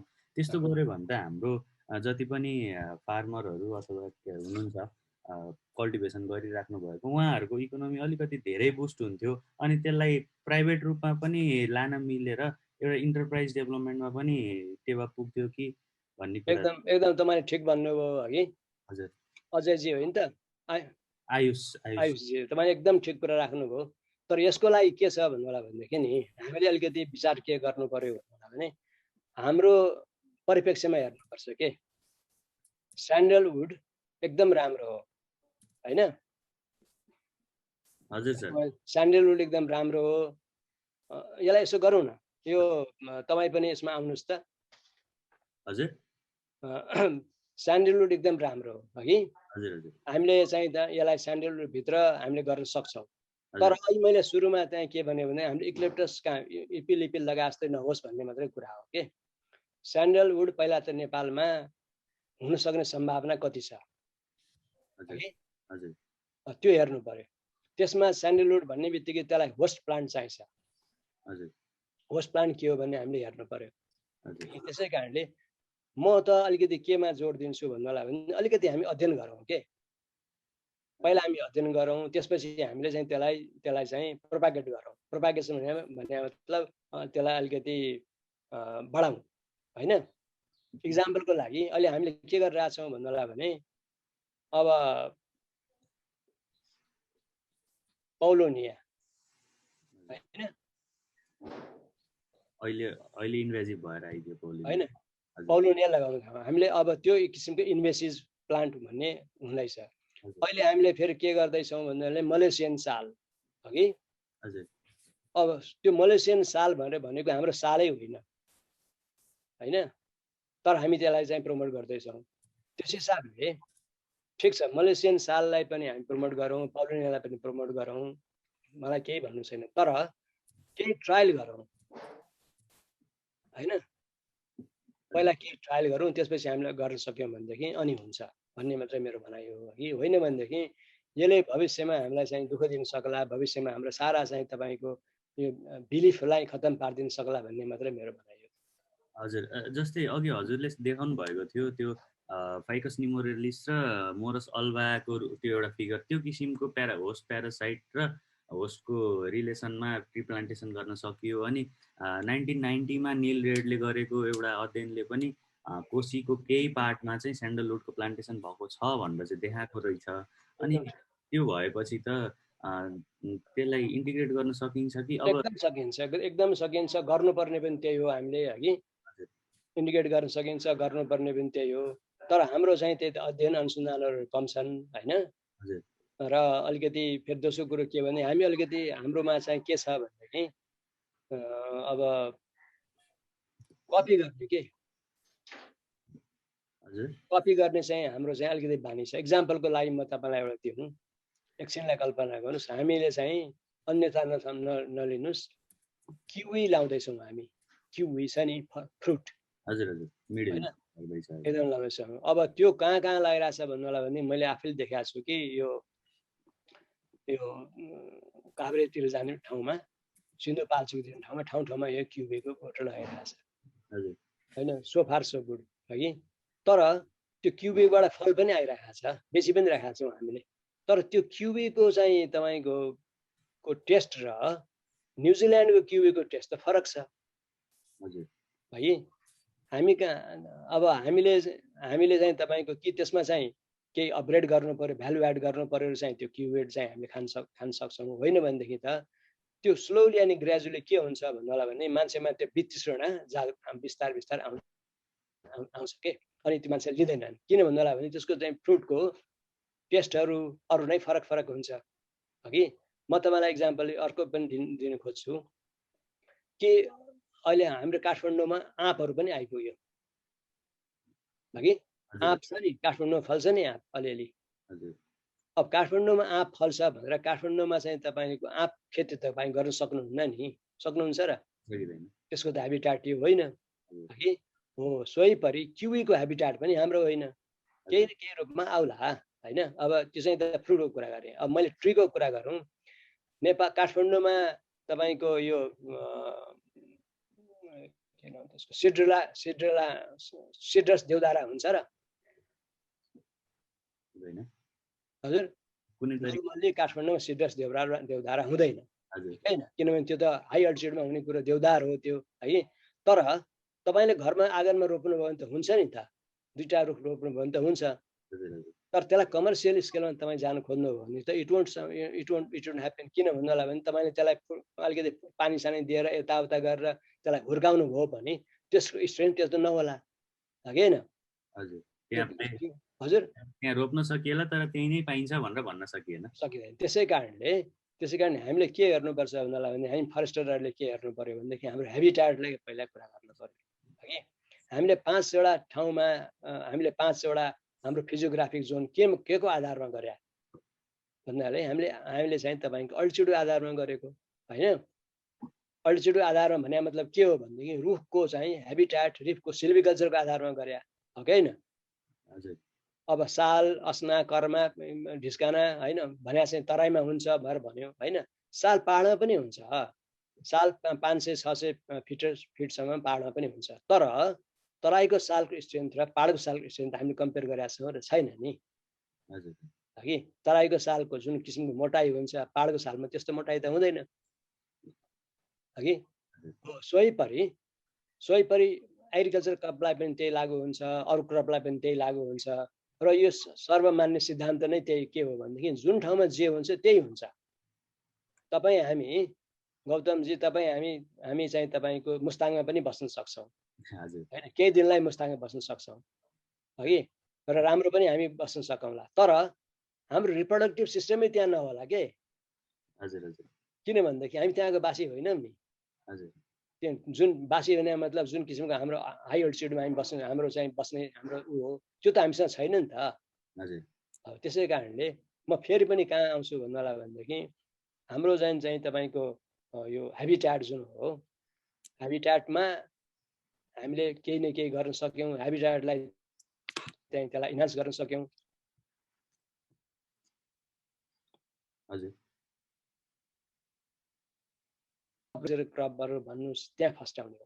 होइन भनेदेखि सब्सिस्टेन्स लेभलमा त जहाँ पनि जे पनि हुन्छ। मैले भने मेरो घरमा देवदार मैले आफै रोपेको थिएँ, तर त्यो त हेबिटाट होइन है, त्यस्तो हो के?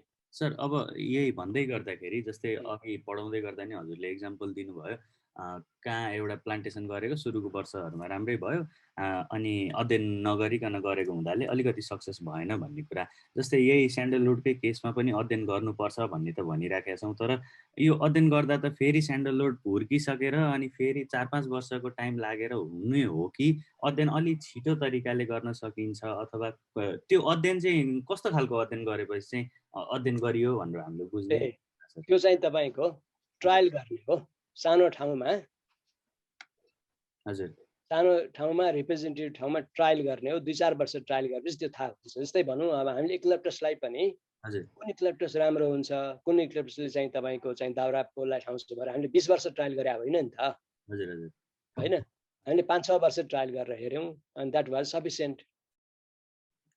त्यसै किसिमले पनि स्यान्डलवुडलाई पनि हामीले गर्न सक्छौँ। त्यसलाई होस्ट प्लान्ट कुन हो, त्यसलाई के दिए खण्ड राम्रो हुनसक्छ भनेर चाहिँ भन्न सक्छौँ हामी। 2-4 वर्ष 5-6 वर्ष ट्रायल गरेपछि हामी गर्न सक्छौँ। हुन त फरेस्ट्री भनेको अलिकति लङ टर्म इन्टरप्राइजेस भयो होइन, एग्रिकल्चर जस्तो होइन। तथापि 5-7 वर्ष ट्रायल गऱ्यो भने एडिक्वेट इनफ हुन्छ। हस् सर, थोरै अलिकति जोडेँ। अब त्यो ट्रायल गर्नुभन्दा पनि अगाडि चाहिँ लिटरेचरहरूबाट जान पनि सक्यो होला नि। लिटरेचर जान पनि सक्छ। सबै कुराहरू नेपालमै ट्रायल गर्नुपर्छ भन्ने जरुरी छैन होइन। इन्डियामा गरिरहेको छ भने पनि, इन्डियाको जोग्राफी हामीसँग मिल्छ भने पनि हामीले चाहिँ तपाईँको त्यसलाई नै सिधै चाहिँ रिप्लिकेट गर्न पनि सक्छौँ। जस्तै मैले अहिले तपाईँलाई भने बुटोल प्लाइवुड फ्याक्ट्रीले जुन किसिमको त्यो हाम्रो पप्लसको क्लोनहरू चाहिँ ल्यायो होइन, हजुर हजुर, अथवा चाहिँ हरियाणाबाट जुन पप्लसको क्लोनहरू ल्यायो, हामीले सिधा नै त्यही क्लोन लगायौँ नि त। यहाँ हामीले ट्रायल गराउनु परेन, किनभने उनीहरूले ट्रायल गरेर यो पप्लसको क्लोन यति नम्बरको क्लोन यो चाहिँ भिनियरको लागि बेस्ट छ भनेर भनेपछि त्यो सिधै लगाए भइगयो नि। हजुर हजुर, होइन तर त्यति भनेर फेरि भन्दै उसले हिमाचल प्रदेशमा गरेका छ, हामीले चाहिँ तपाईँको चाहिँ के झापामा गर्दैछौँ भने अलिक सुहाएन। फेरि त्यो इन्डियाले हिमाचल प्रदेशलाई रिकमेन्ड गरेका कुरा हामीले झापामा गऱ्यौँ भनेदेखि नहुने त होइन। हेर्नुहोस् गौतमजी होइन, हुन त नहुने त कुरै आउँदैन, तर त्यसको प्रोडक्टिभिटी भन्नुहोस्, त्यसको साइटको कुरा गर्नुहोस्, केही न केही त फरक परिहाल्छ। हजुर, हस् सर, थ्याङ्क यू सर। ल है त, हस्, ल आजलाई बिदा हौँ। हुन्छ सर, हस्। Thank you sir, thank you.